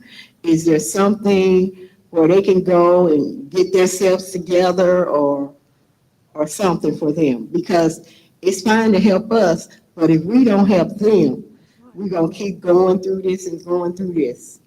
That's my question. Very, very, very good question, okay? And remember when I said a minute ago that I used, Pastor Sweezer and Pastor Truly? Pastor Truly works a lot with the men, okay? The men, because that's another thing. I don't think people realize that that's one of the reasons why our program is so unique, because we make sure that we're trying to treat everything, okay? Because what we don't want is it to keep happening over and over and over again, okay? So yes, we focus on the victims, because they need to help them to get out of it mentally, physically. But it's the perpetrator. That's where it started in the beginning, right? So yes, it's very important for us to make sure that they receive that help. And so with Reverend Truly, he has a counseling center, and I order them to Reverend Truly, and he works with them one-on-one. And I order them, and let me say this too, I don't just order them and then that's it, but they come back. They have to come back for a status hearing and talk about what they learned, okay? Because that's very important. And then finally, they have to show that they did complete whatever, how many ever sessions that he, that I ordered, or that he, a lot of times I defer to them, because oftentimes I may order 5 or 10 sessions, but, they're the experts, so they may find as time goes on that they may need more than that. So I defer to them on that, because again, it's very important that we handle whatever that root cause is, and if we can handle it, if we can get through to the men and help them with their situations. Reverend Truly, is there anything you want to add to that right now? Because again, this is informal, Well, it's, okay, so, it is important for us to deal with the whole family unit. I'm not just for men, I'm for the entire family. That's where we started from, and I'll explain that a little bit later. But that's a great question, because one of the things that we're actually, the state has approved us on is that we've created Coral Reef to where we will, as your question is that, well, once the person that commits the crime is dealt with, we will then deal with the rest of the family, so that everybody that's involved, because so the husband is removed from the home, the wife and the children are still there. And so we have to address all of that.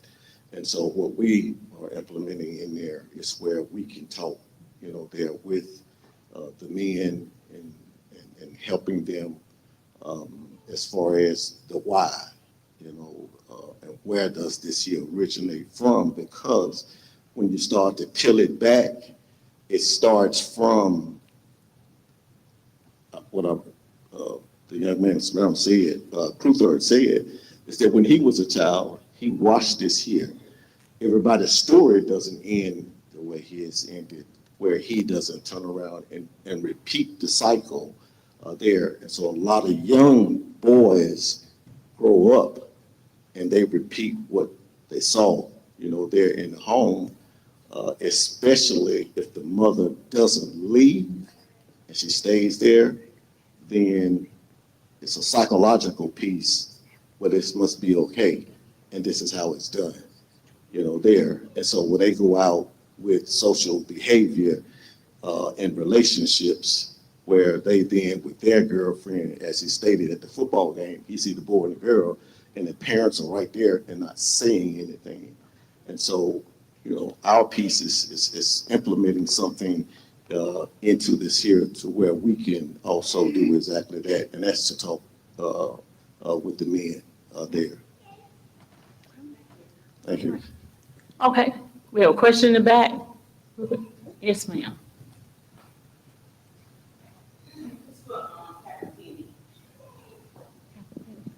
Okay, so I was listening to you saying about, go to the houses, and if there's evidence of violence or whatever, then, the other person may be, arrested or whatever it is. But what in the case you go to the house and you do have a person there that it's evident that, the other person has wanted them, but that person who wanted them isn't protecting themselves. So if you all can hear me, that's why I say it's so important that we assess the situation to where we know who the actual aggressor is. When you start having conversations, especially when you're in separate rooms, you're gonna hear what that person says and what the other person says. And again, sometimes it's apparent who the actual aggressor is. And there is no such thing as, you can't definitely, don't want to not protect yourself waiting on the police to get there. So, even if you have to protect yourself and it's apparent, like I say, in that conversation, that that's what took place, well, it was unfair for that person to start it and they actually started. So most likely that's the person that's gonna end up going to jail. So don't be afraid to protect yourself. I don't want you to, do something that's going to ultimately cause your demise with going to prison. But definitely, if you can, protect yourself, I would. And I would just add that communication is important. So if you are trying to protect yourself, when the officer arrives, convey that. You did whatever act because you were defending yourself, you were protecting yourself, and they're gonna put that in the narrative. So that when I see it, and I'm reviewing the case, preparing how I'm gonna prosecute the case, and if it goes to trial or not go to trial, I know how to make a recommendation to the judge that's fair. So just make sure you communicate that to the officer.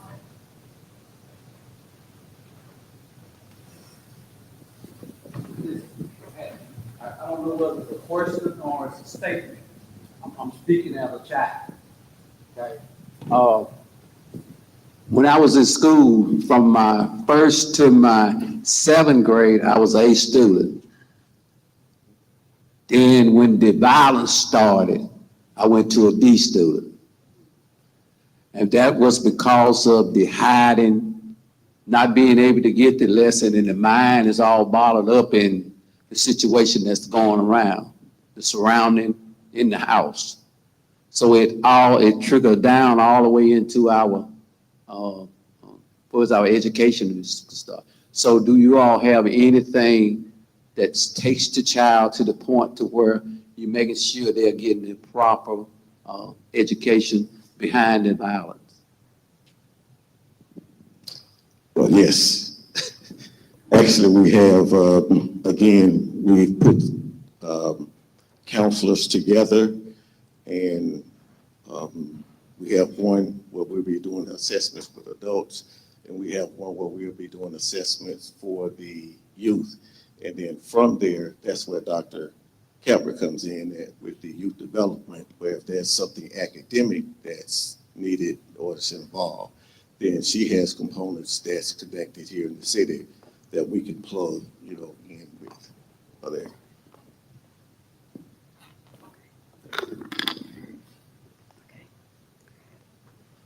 Thank you all for your questions. I know we're getting close on time, but I would love for everyone, when you get your lunch, come on back to the table, because we're going to do some door prizes while they eat. We're going to go on with the speaker. We're going to go on with the speaker while you're eating. And I know that we can do double duty, because we always do it every day. We can eat and hear at the same time.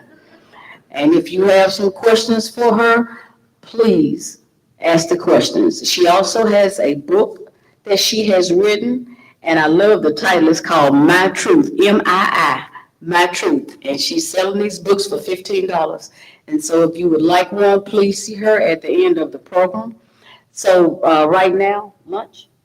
Right now, get your lunch, and please come back to the tables. Thank you. And we'll start with the mayor's table.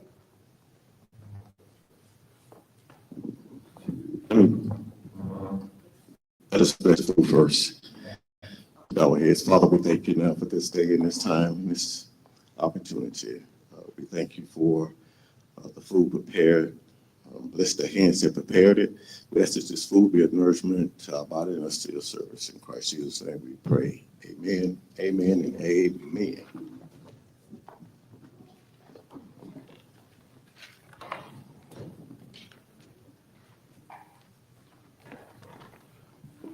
Let's proceed from this side.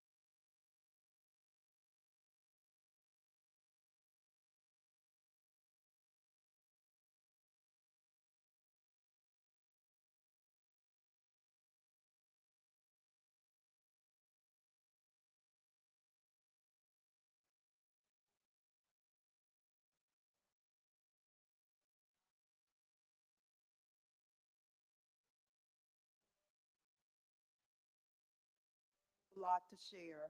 We had her come some years ago, and we were just so touched by all that she shared and helped. So I want to do an intro for this great woman of God who is from Louisiana. Monica Moore Stewart is a native of Tallulah, Louisiana. She is an empowered woman who wears several hats to many different people. She's a wife, a mother, a grandmother, a domestic violence advocate, a change agent, a teacher, and an author. You already heard about her books, and her books are available today. Make sure you stay afterwards so she can autograph it for you. She has overcome some of life's most difficult circumstances.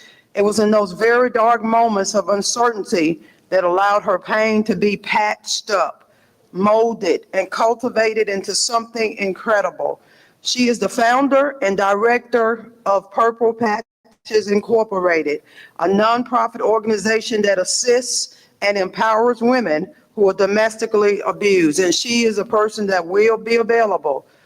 She is a survivor and a fighter. She is also a member of the one and only Slingshot Sisters, which is a sisterhood of women all over the world. She believes everyone should be treated fairly, no matter the color, religious belief, or sexual preference. She provides training assistance to allied professionals such as law enforcement, ADAs, DAs, and batterer intervention programs, judicial staff, and any other organizations who wants to improve their responses to domestic violence. She oftentimes shares her stories in hopes that it reaches the next victim and somehow gives them the strength and courage to walk away. She spends time daily patching up bruises created by abuse, both physically and mentally. It is my honor and our honor today to present to you. I'm going to ask you to put down whatever's in your hand because I want you to clap, if you will, Mrs. Monica Moore Stewart.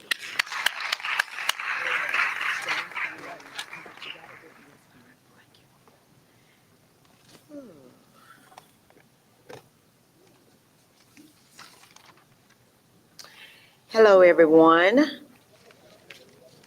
I am Monica Moore Stewart. I am truly a product of God's grace. First, I'd like to thank God, Judge Carpenter, Apostle Sweezer, and all who made up this wonderful occasion. I'm just going to jump right on in and give you a little of my backstory.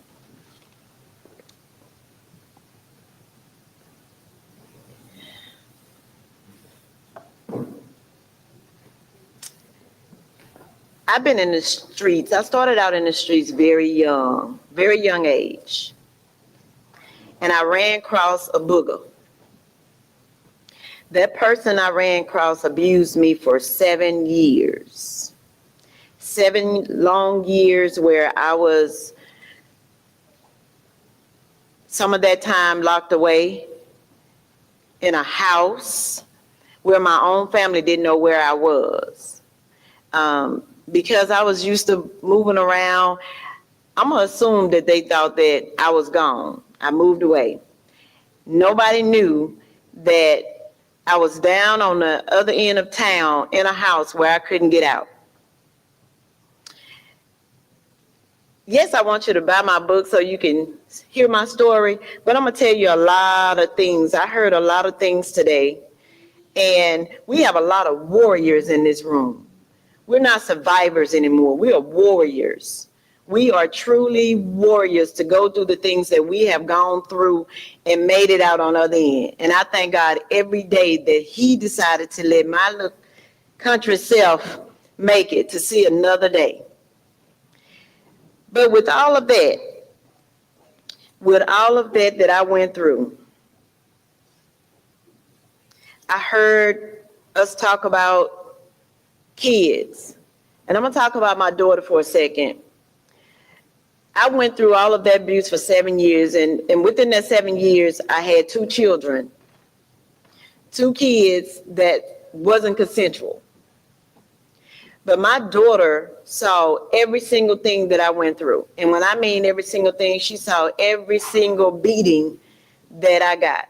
I knew I was going to get a beating when my abuser used to pick her up and put her on the couch. I knew then that it was time for me to get a beating. So with my daughter seeing all of that and she began to go to school, she would fight. But she wouldn't fight nothing but boys. No girls, just boys. The school system wanted to just do away with her. They wanted to expel her for the year. I begged them not to. I went to meetings, and in the midst of that, I think the school was in the process of getting another principal.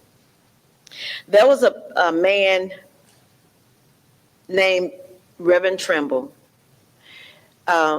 He became the principal, but he was a pastor. And so one day I got the phone call to come to the school. And I said, okay, I went to the school.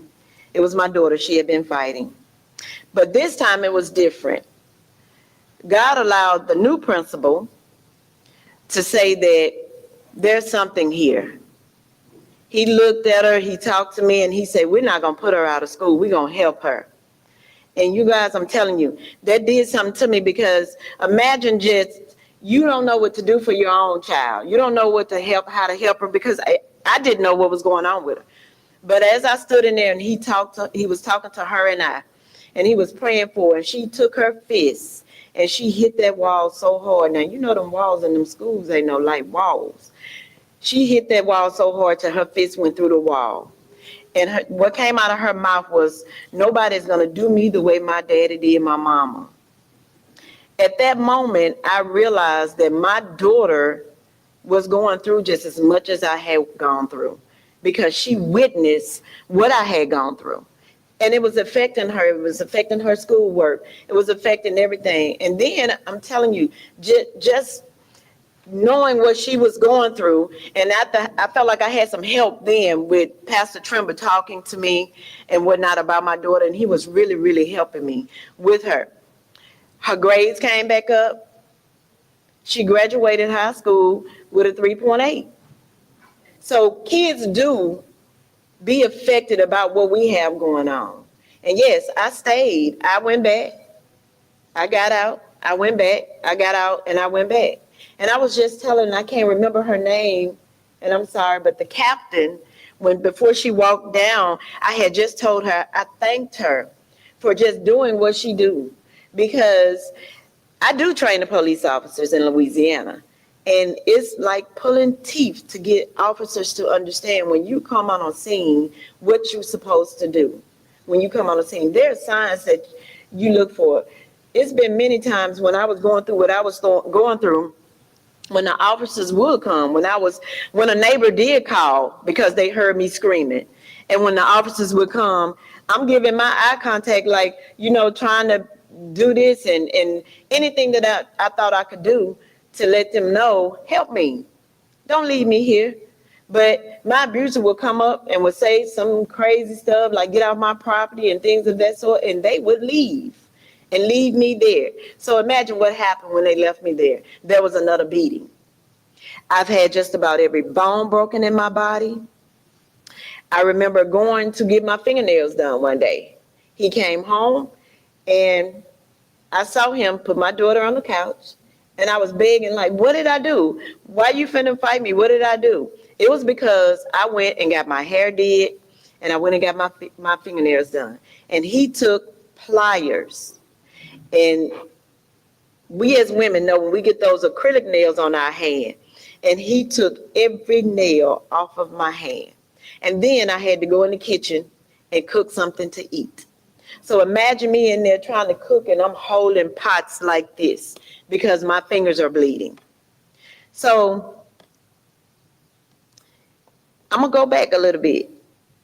With all the abuse that I took, it affected me then, but it didn't affect me the way it started to affect me in 2017. In 2017, I started to have these little episodes, and I wasn't telling anybody I was having them. I didn't know what was going on, and I'm not the type of person that likes to go to the doctor.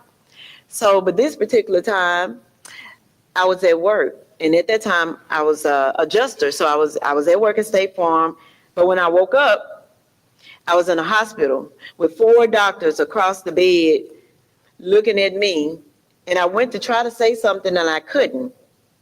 So I started to panic, and they gave me a tablet so that I can write on it because I couldn't speak. Well, those 4 doctors, long story short, 4 doctors told me everything up under the sun that I wouldn't be able to do anymore. I couldn't do this, I couldn't do that. So I wrote on the tablet after they left to my family and asked them to leave because I wanted to be by myself. I wanted to just cry. That's what I wanted to do. But I ended up talking to God. I wrote a Dear God letter. And in the midst of me talking to God, I made a vow to him that if he would give me just an ounce of quality of my life back, I would spend every day trying to help somebody else that has gone through what I had gone through or what I was going through. I had so much damage in my brain till I was having seizures. And the doctors was telling me the type of damage that they saw in my brain was what they see in professional football players. So imagine that. So let's go on a little further. I got out of the hospital. My daughter had to bathe me. Again, like I told you, I had to write on tablets of what I wanted or to communicate with them. So every day went by, my voice started coming back. I began to talk. So as you see now, I'm talking. I've been talking for a long time because the devil thought he had me. He thought he had me. But God said no. So even after then, all kinds of things started happening with my health. But I'm still here. I'm still here. That man took me to a hotel over here in Mississippi. I don't know if you guys remember, it was going out to the outlet mall, but right when you get off the exit of 20 and you're going out to the outlet mall, it stood a hotel back over there. I think one piece of it is still standing, but it was a piece behind it. I don't know the hotel name, but he had taken me over there and left me for dead. He thought he had killed me, but he did not. But he did not. In the midst of all of that, with police officers, you guys heard me say that I was always calling them. I called them several times, and then we had some neighbors that would call because they would hear me holler or whatever. They knew something was going on. The police would come and they wouldn't do anything. Like I say, they would leave. And then there was 3 guys really. 2 was auxiliary cops, and 1 was actual police officers at that time over in Tallulah, Louisiana. And if I'm not mistaken, I think one of them is on the police force right here in Mississippi now, and his name was Mr. Leon.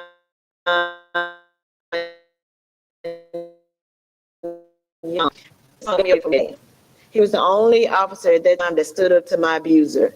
But I thank God for him. I always said that he was my angel because he got me away. But guess what? Monica went back.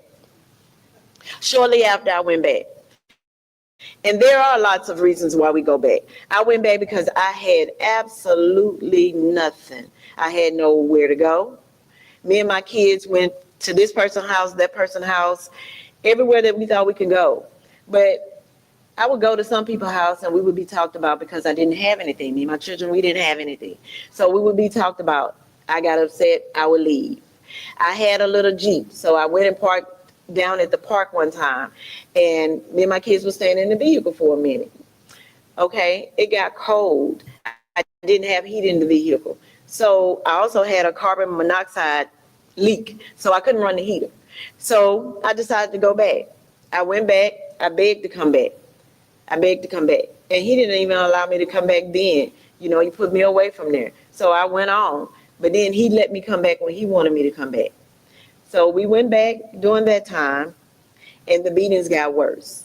They got worse. So you do stay for your children because you think you're doing the right thing at that time. You're thinking, oh, if I stay, they'll have something to eat, or he'll buy them clothes, or, things of that sort would get better. I mean, I would never, ever, ever, and I don't like to hear other people say, oh, well, she's crazy because she's staying there. Well, let her stay there if she wants to. Don't do that. As someone said earlier, it's resources now. And it probably was some back then that I didn't know about. But it's resources. Help a person. Let them know, hey, if you can't invite them into your home, let them know here's a place over here, here's a place over there, and help them. And maybe that would keep them, out of whatever they're going, excuse me, what they're going through, so they won't have to go back. Because there are situations, I was just blessed to go back all times. Even though he left me for dead, God still spared my life. So I made it out. But I know some people that did not make it out. They did not make it out. So it is, I don't know how to say it, but it is so important not to put people down, especially if you have never, ever walked in those shoes before. Do not put that person down. And I wish some of them were still here, for the ADAs, the DAs, even Judge Carpenter, I know she has to follow the law and whatnot, but we need you guys. We rely on you guys, actually, and I don't know if you know it, but we do. We rely on you because, let me tell you something, just 3 years ago, I had to go and do a restraining order because my abuser is still trying. So I had to go and do a restraining order.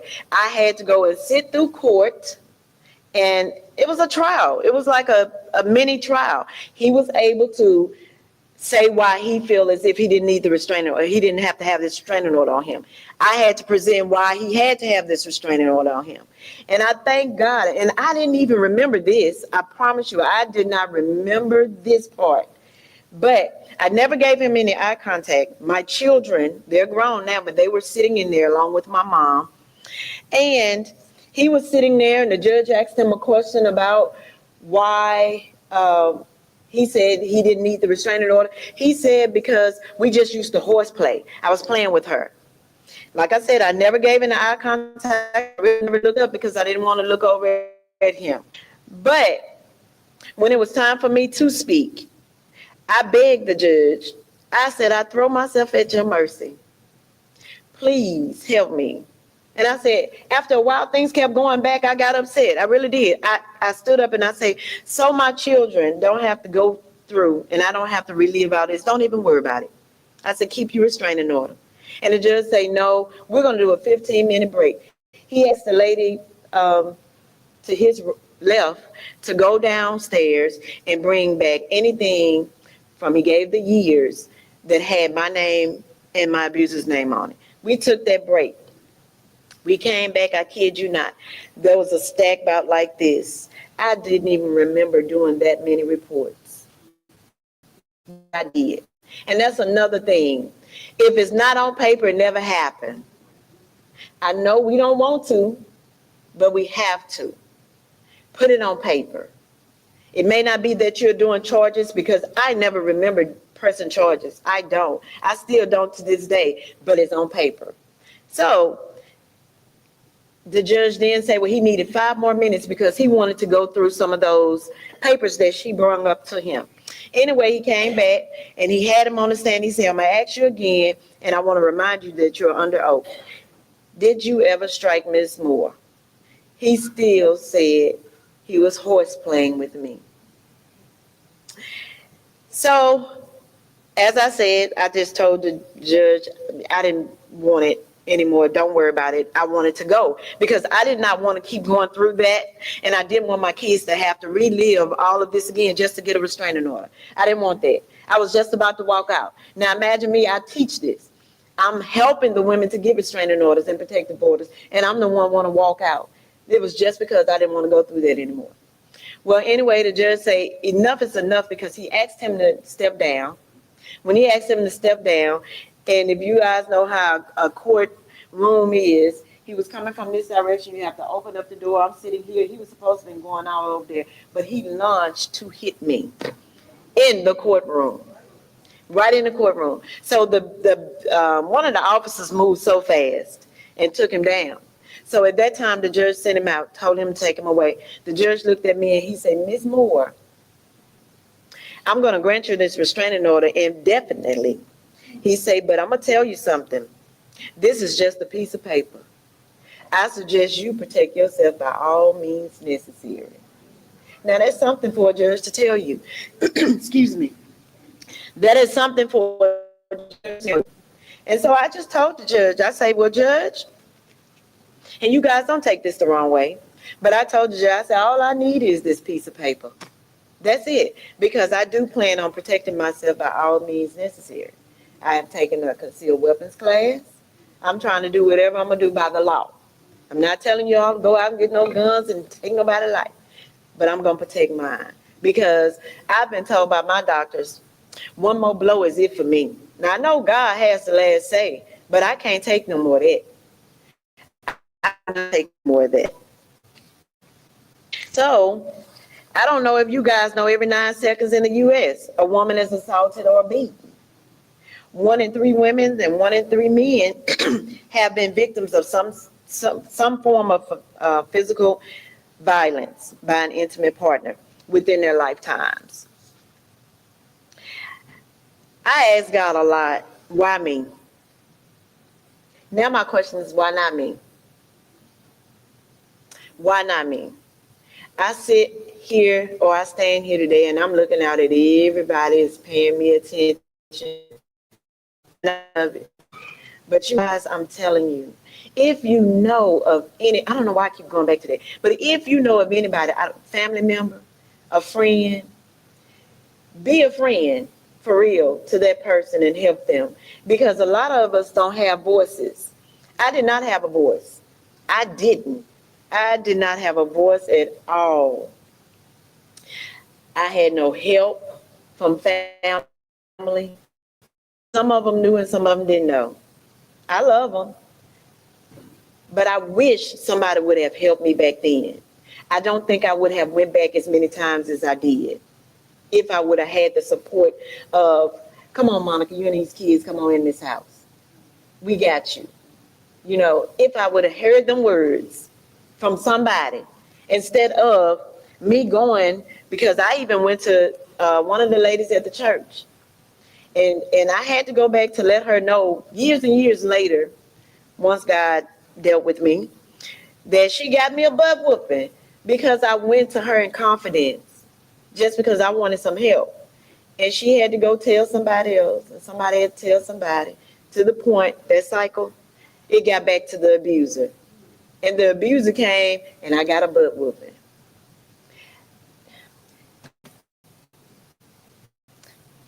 People that's not stable. It is not hereditary. It is not. It's a learned behavior. That's what that is. It is not hereditary. When I started doing my research on my abuser, I learned that he watched his dad do the same thing. My mom was abused too, but this stops with me. It goes no further. And I guess that's what how my daughter felt. Won't nobody ever do her that way. And my son is sweet as pie. He's a man of God if he's nothing else. So he don't have those traits. He don't have that. So that's why I tell you, it is not hereditary, it's a behavior. Only that I've been on with helping people with this, win some, you don't. There was a young lady that was, she had reached out to me, and I had a speaking. This was years ago. I had a speaking, and I told her, we talked on the phone, and I told her, I said, as soon as I'm done with my speaking, I'm going to come get you, and I'm going to take you somewhere myself. I said, just give me till I can get through with my speaking. And that stayed with me for a while, because after my speaking, my phone had been blowing up. I look at messages because I was the last call that she made. Her abuser had killed her. Just that quick. Just that quick. So I beat myself up for a long time you know, what if I had to just said, apologize to where I was going to a church to speak, just tell them, look, hey, let me take care of this. But, you know, I've dealt with that also. But it goes to show you, you guys, we don't know when it's going to be our time. We do not know. We do not know. And it doesn't matter if we're young. It doesn't matter if we're old. I was young when I was going through my abuse. But I've sat here and I've listened to some of you guys today. I mean, we still got some older people right now that's dealing with it. And it's not all the time, as we've all said, it's not all the time that it's physical. It's mental, emotional, verbal. And those are the things that stay with us. Those are the things that causes us to wear our masks. You know, we all wear masks. You know what our masks are? Some of our masks are anxiety, PTSD, depression. We go through that. Anxiety tears me up, but it won't get the best of me, but it tears me up. It does. Depression. I can't hardly go places in large crowds because that bothers me. So going through domestic abuse has affected my life in all kinds of ways. All kinds of avenues it has. But every day, because of my vow I made with God, I continue, I get up, and I keep going. As my grandson say, I put them boots on that ground. I put them on the ground because I have nothing but love in my heart, and that's for everybody, And as the lady said earlier, I wouldn't wish this on my worst enemy. I promise you, because I didn't know what day was going to be my end, having your bones broken, and I've never gone to the hospital for nothing, even to have my kids just long enough to have them and for him to take me out of there. So I've had jaw broken, knees, collarbones, everything, and they had to self-heal. I've even gone to the doctor now, you know, because you ache when weather get bad.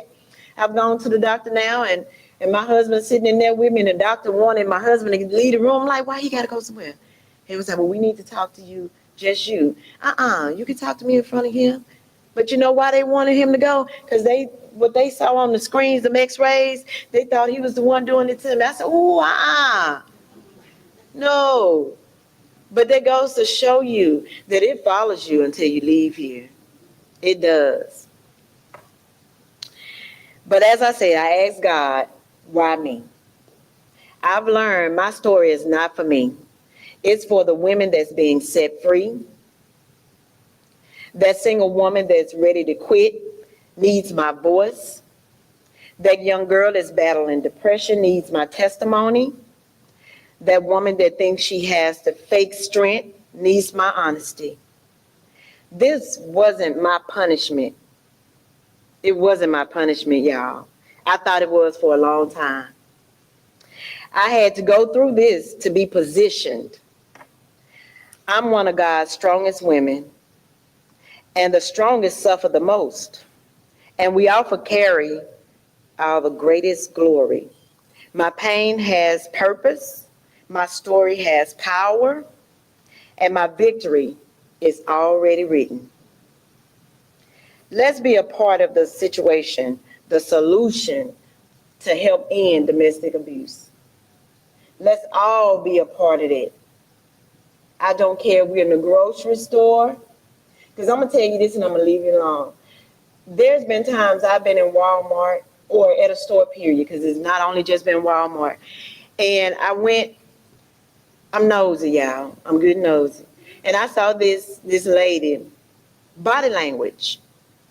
Her body language was off. And I watched her, and I watched her, and I watched her. And I was started pushing that buggy, and my husband was going with me. He was telling me about, I thought we were going over. Just sit down. So I saw her go in the bathroom. He looked at me and he said, go ahead, I know you're going. I go in the bathroom and I waited for her. When she walked out that stall, she jumped and I say, are you okay? And she was like, he's going to come in here in a minute. I've been in here too long. I said, nope. I called 911 then, let them know who I was and what I do. And I told them what was going on. And she stayed in that bathroom with me. And I was texting my husband and I told him, I said, don't let that man up in this bathroom. I don't care what you got to do, don't let him up in this bathroom. But they came and they got her. I used to keep in contact with her. I don't know where she is now, but I used to keep in contact with her. She used to just, hit me back, or I hit her up and let her know, she's letting me know that she was okay for a long time. But that did my heart good, because if I can only help one, that's good enough for me. So, but I'm saying, sometimes when we thinking we being nosy, be nosy, but be nosy for a good cause. Don't be nosy when we got our phones out and we recording fights and we got to put it on that inner line. No, be nosy to help somebody to save their life. You never know. You never know who life you are saving. So I'm going to leave you guys with that. I love everybody, and I'm just going to tell you, take God with you everywhere you go. Because if you're taking God with you, you're going to help somebody anyway. Love you.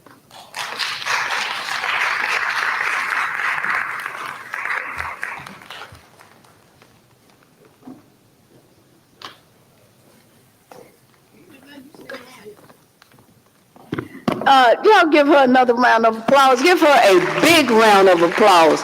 Because you know what she said? When you see something, say something, do something, and get out. That's what she said. That's what I heard.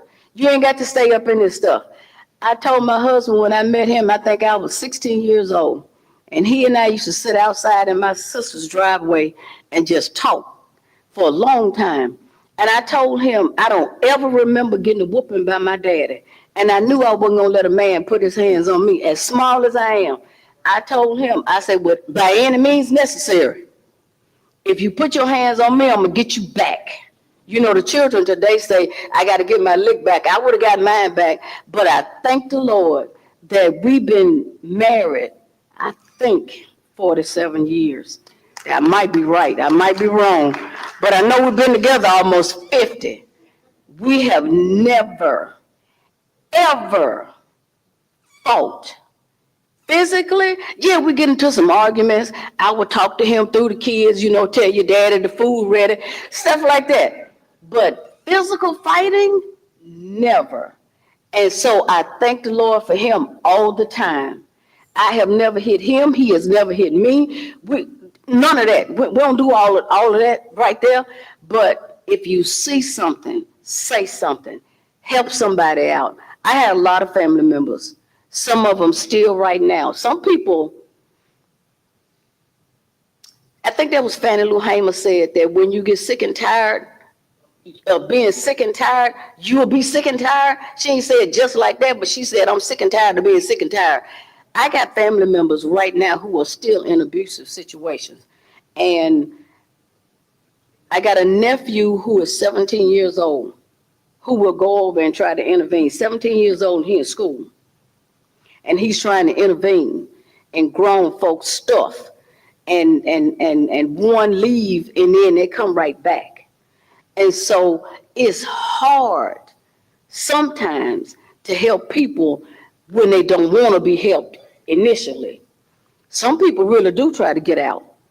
And then you got people who ignore them and they won't help. But when you see somebody and you see something going on, if you have the ability to help, do that.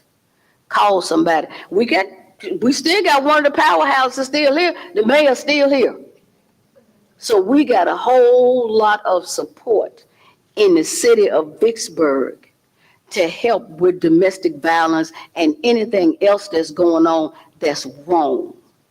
We don't have to just sit by and say, oh, that's them. No, them is us. It's us. And we in this together. Amen? Amen. We're ready for some door prizes, Judge, are we? Or what are we going to do?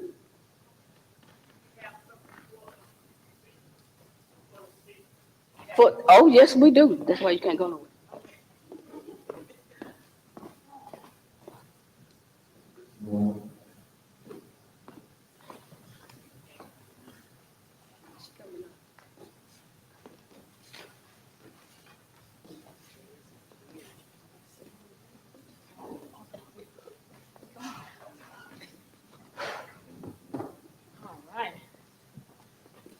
Okay, again, let's give her a hand.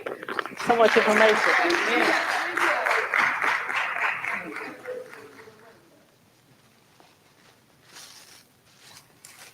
You know, it's always so meaningful and so powerful when the person who actually endured has the courage, has the bravery, just as from the people we heard earlier. That is something powerful. It's powerful, and we got to recognize that.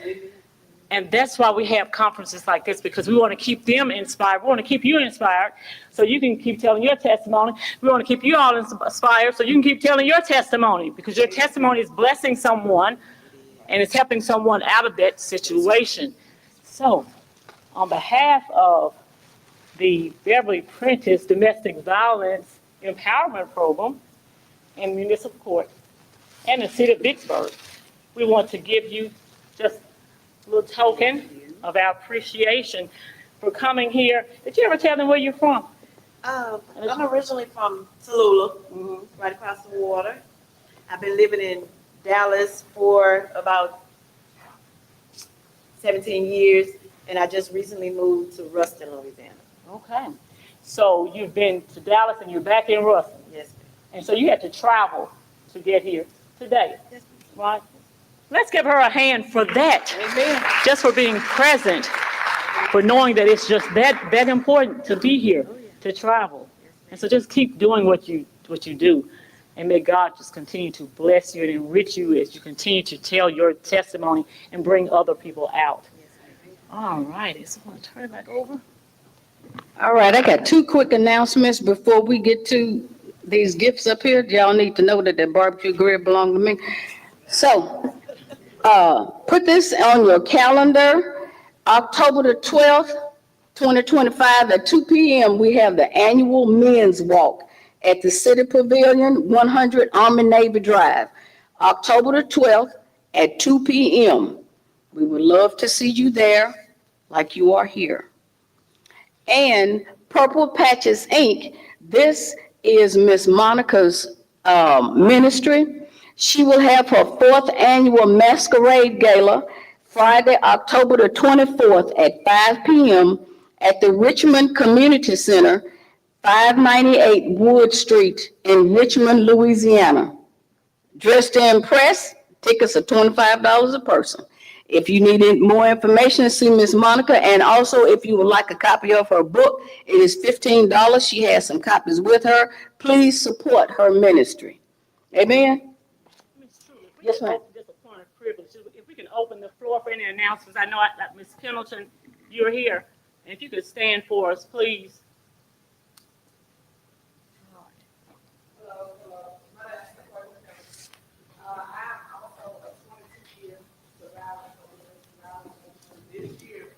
May 22 years on September the 7th. The actual day that it happened to me was a Sunday. This is my second year hosting what I call a Purple Parade Walk. And I say a Purple Parade Walk because it's a walk, and it's also, I'm allowing vehicles to be a part of the event because I do have elderly and I have people that aren't able to physically walk.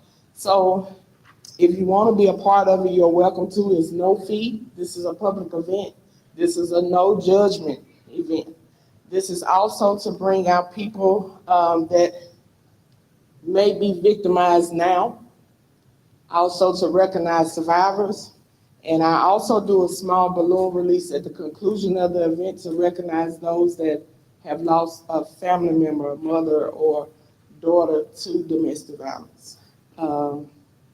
You can wear purple, you can bring your signs, anything that you want to do creative, you're welcome to it. Starts at 5:30, you have to be there on Belmont Street at 4:30 if you're going to walk. If you're going to put a vehicle in there, I need you there by 4. Only thing that's not allowed is ATVs and motorcycles. But anything else, you're more than welcome to participate in it. And I also want to say a few words to reiterate on what I've heard today. If you've never been a victim of domestic violence, don't judge. Because It's hard. It's hard. 22 years ago, but it took me 14 years to be able to stand before somebody and talk about it. I lived in darkness. I wouldn't even open the curtains of my house. I had met my husband, but guess what? I became the aggressor because I had not healed. And all of my pain, I took it out on a person that was trying to love me.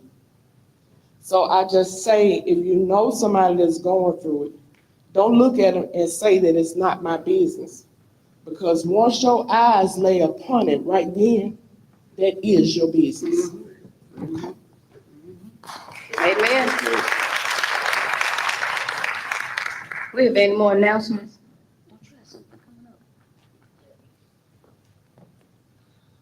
So at Haven House Family Shelter, we are going to be doing, on October 8th, we're going to have a Purple Ribbon Day of Prayer. We're going to meet at the City Hall and we're going to pray at 12 o'clock.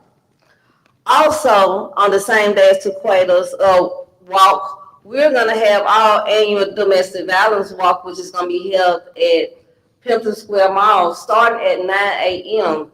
And what I've been telling everybody in the community, let's get out and just make this a whole day of domestic violence awareness. We're going to do our walk that morning, and I'm just, getting everybody to come out and support us in that walk, and then follow us back downtown so we can support Tequila also in that walk as well. So it could be just a day of bringing awareness towards domestic violence.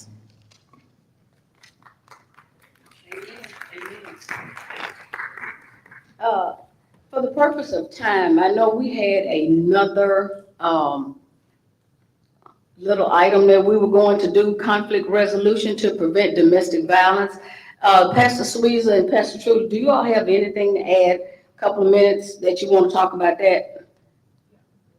If you would like to.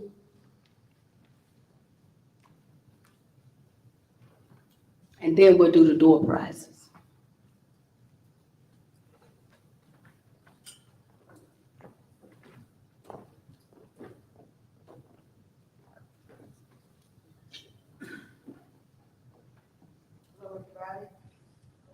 Hello, everybody. I know we're past time, but I know that what we have to say is so important that we're going to take our few moments. Y'all okay with that? Okay, Reverend Truly and I both are counselors with the Domestic Violence Court. And I want to say, first of all, that it's an honor to work with Judge Carpenter. If you've never been in the courtroom with her, she cares about this community. And I'm just so glad that the mayor put her back in place, because she's somebody that's making a very big difference. And we're glad for our other judge also, but I sit under her, and the work I do as case manager for the Domestic Violence Court, as well as getting the opportunity to work with people who have come through the court. It's a blessing to me to be able to help them in the counseling area. Our topic that he and I, Reverend Truly and I, will be talking about is the conflict resolution to prevent. And I think that we haven't heard much there, and is something that's very important. I'll start off and pass the mic to you, and then I won't say a whole lot. We go back and forth. But when I looked at the prevention, it was two things I thought about, and I based this on direct work with the people that God has sent us through the courts to really hear some voices that can help them. And I am also thankful to be a warrior who has gone through domestic violence myself. And but there are two things that I would say. We need to let people know that there is somebody else out there for you. If we can make that message clear and clearer, I think it would change a whole lot of things. Self-esteem has a lot to do with it, because that's one of the red flags that come up, is many of the victims are told, you don't look good, nobody else will want you, you better be glad you got me. So if we can get them to understand that, and and for them to know that they are amazing. They are amazing. A couple of things that I would just throw out first for prevention is, let's see what can we do, community, family, friends, let's see what can we do to talk to people about relationships before they enter into it in a deep way. If we pay attention to some of our family members, friends, and people who come to you, even in the community, if we can help them to understand that, hey, you need to examine what is it that you're looking for. You've got to know what is it you won't be okay about. You need to already know that I'm not going to allow, I heard Joan say that her daddy never spanked her. So she already knew she was not going to marry somebody who was going to hit her. So I think that's important for us to highlight, and I had it down for prevention. Don't enter into a relationship or prolong it if you see red flags. You don't want to do it. And many times, because we've had more experience, many of us, we need to help the younger people, the younger generation to know what's not good. This is not good. And parents, we've got to speak out, and we've got to say, no, I'm really concerned about what I see, and here are some red flags. That's one thing. Number two, I'm not going to go into great detail because I so appreciate y'all staying past our time. The second one, if you're in a relationship like that, and you see early warning signs, and some of those early warning signs are not just because they hit me, they fought me, but because they talked ugly to me, the way they talk to me. The verbal abuse is so important, but I've had many who've come to me for counseling who said, well, they just pushed me. And I pushed them back. And I said, all of those things make up domestic violence. You don't want to go there with that. I even have had people who've come in and said, well, all he did was choke me. I said, did you hear what you just said? That's not all that he just did. That's a big deal. It's a big deal. Pushing is a big deal. Verbally abusing you is a big deal. And if we can, in terms of prevention, tell them to tell someone who can help get them out. I heard one of the speakers from Haven House make a very valuable point, and that point was that she went to a pastor, or she heard the pastors around her, Mildred, I think that was you, and the pastor basically said, well, just hang in there. And that's not what you want to hear. And I'm hoping that we can really change the whole outlook in that area if people can check the trajectory here of where this is going to take people. When you tell them, oh, it's okay, it's all right, that's not it. I've had a lot of people join the church who said to me, you know, I was told this, and I said, that's not good. It's not good. And not just at church, anywhere in the community is so important. I'm going to throw out just a few red flags. Truly, I'm going to turn the mic over to you. The last thing I had on prevention was follow through with pressing charges. We've had to work with a lot of people who, this is what happened, and it was, maybe it didn't get to the court for a month or two. So now they've convinced you to drop the charges. Don't drop the charges. Because I heard somebody else in their testimony talk about the very thing, that point I want to make, and that is that if you drop the charges, it's not because you were pressed to do it. It's going to be worse when they come back to you. It's important that you follow through, and that's one of the things I say in the sessions, with no guilt. No guilt. Well, I'm worried about what's going to happen. That's not your area. That's not your lane right there. But throwing this out without really going into a lot of details, red flags, they want to move too quickly in a relationship. They want all of your time. They want to cut the ties between you and your family, between you and your friends, even your besties. They tell you something's wrong with them. They also do not honor your boundaries. You have boundaries and they don't, and that can be a whole lot of stuff. Excessive jealousy is another one of those red flags. Watch out when it's, okay, there's gonna be a level of jealousy in relationships, but not to the point where I have to see your phone, I've got to follow you, I'm going to your job.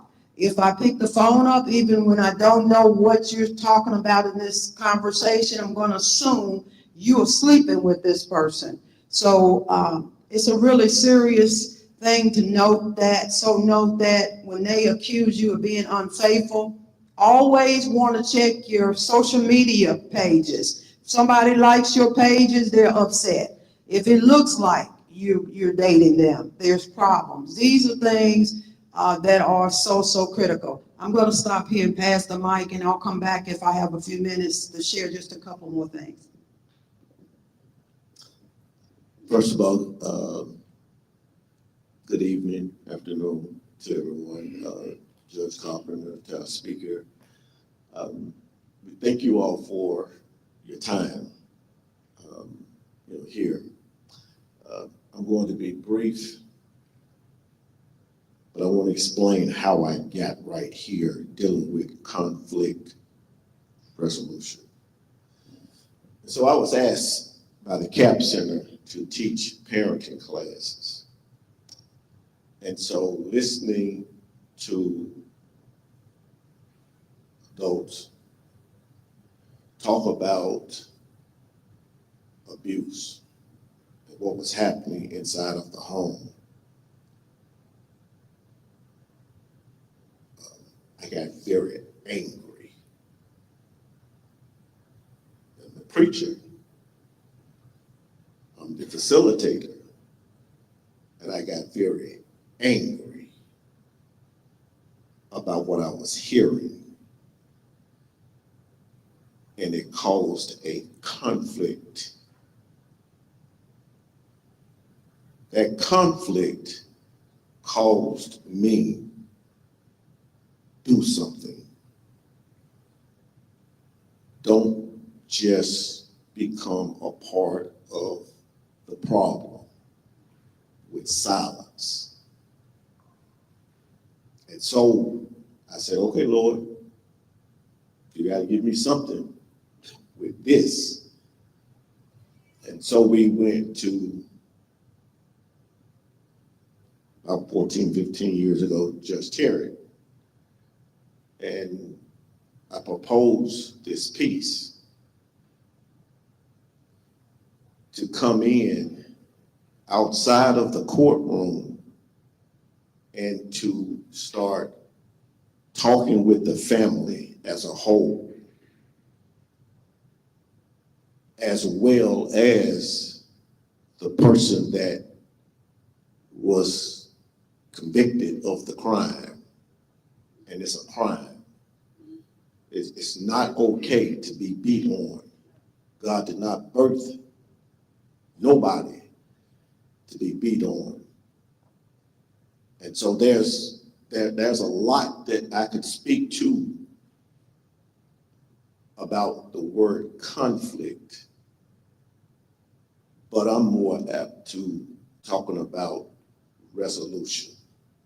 We got to do something, and this is doing something and coming together and hearing our speakers more tell a story and hearing about Ms. McGowan and the other young ladies speak about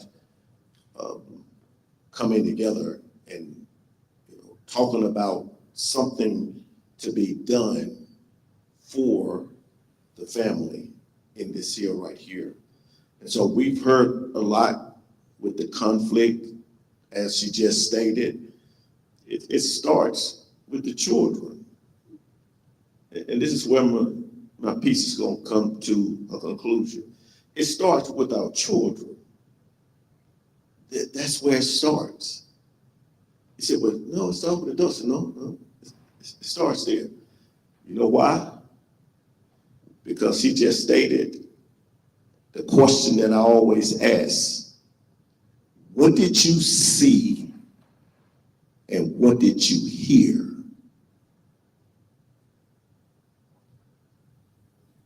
Talking about conflict resolution.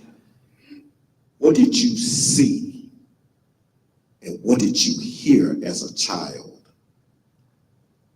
And that information, it bottles up and it goes and it grows, and we walk out and our social behavior connects with what we saw and what we heard. And so then the conflict starts with the control of grabbing the phones, or you can't do this, or you don't go here because of the isolation. And so it's important, not just today, it's important for us to communicate, talking about a resolution, to have something in place to be able to answer the question, which you say, so that they can go somewhere. They can get away. We have to put solutions to the issue and stop this violence that's being done in our community, in our homes. And if you're not angry, then you need to do what I always say, go in the mirror room and ask yourself, why not? Because he said, be angry, but sin not. So I chose to come up with a resolution to be able to give people something that has 4 letters. Hope. Somebody believe my story and is willing to listen.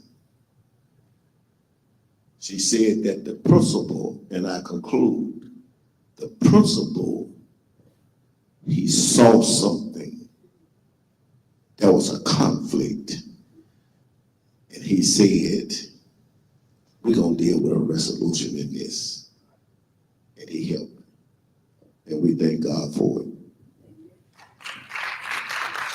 That's great, and I have one final thing. What we share together, the two of us, is being able to talk with people who are actually involved here in this community. One of the things, the last thing that I'll say is this, that it's important, piggybacking right back on what he said. What do you talk about when you have them in there and they've gone through it? Some of them, the court has ruled in their favor, but they still want to go back. What do you talk about in the counseling session? Some of the things I know we both deal with is anger management that we have to talk about, and that's a lot involved with that. The other thing is communication, how to communicate, who to communicate to. If you talk to some people and they don't seem to understand, they don't seem to care, then there are some other folk that's out here. And finally, goal setting. When Reverend Truly was saying hope, the same thing. What I deal with is let's set some goals. What's on your heart? What do you want to do? This is how you can get there. I'm going to help walk you through. Even after the counseling sessions, I'm going to be here for you so that I can help you. Join in with whoever you need to connect with, whoever you need to connect with. But these are things that we all can do, and I want to leave that on the table as I say goodbye here for our part, that it's important that we all know we are important. Those people who are streaming right now, you can play a part. And it's been said already by those who shared their testimony that you need to help somebody else. Don't just walk as what you just shared was so powerful, Monica. Don't just walk away. Pay attention to body language. Pay attention to what's going on, because you can save a life, or you can prevent this from happening. Thank you.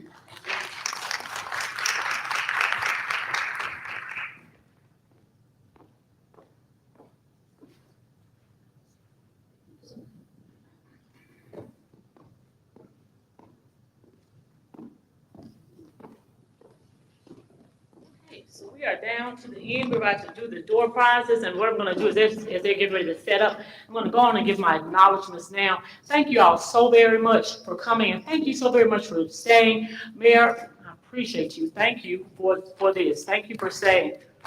Yeah, let's give it a hand for that. It's so very important when our leaders are able to grab hold to what we're doing, to the vision, and to help us with the vision. And you mentioned that during your greetings, and so we so appreciate you for that, as well as our other leadership who's here today. I want to, again, thank everybody for being here. I want to thank my program. I believe I acknowledged them earlier, but Ms. Gates, I want you to stand up for me.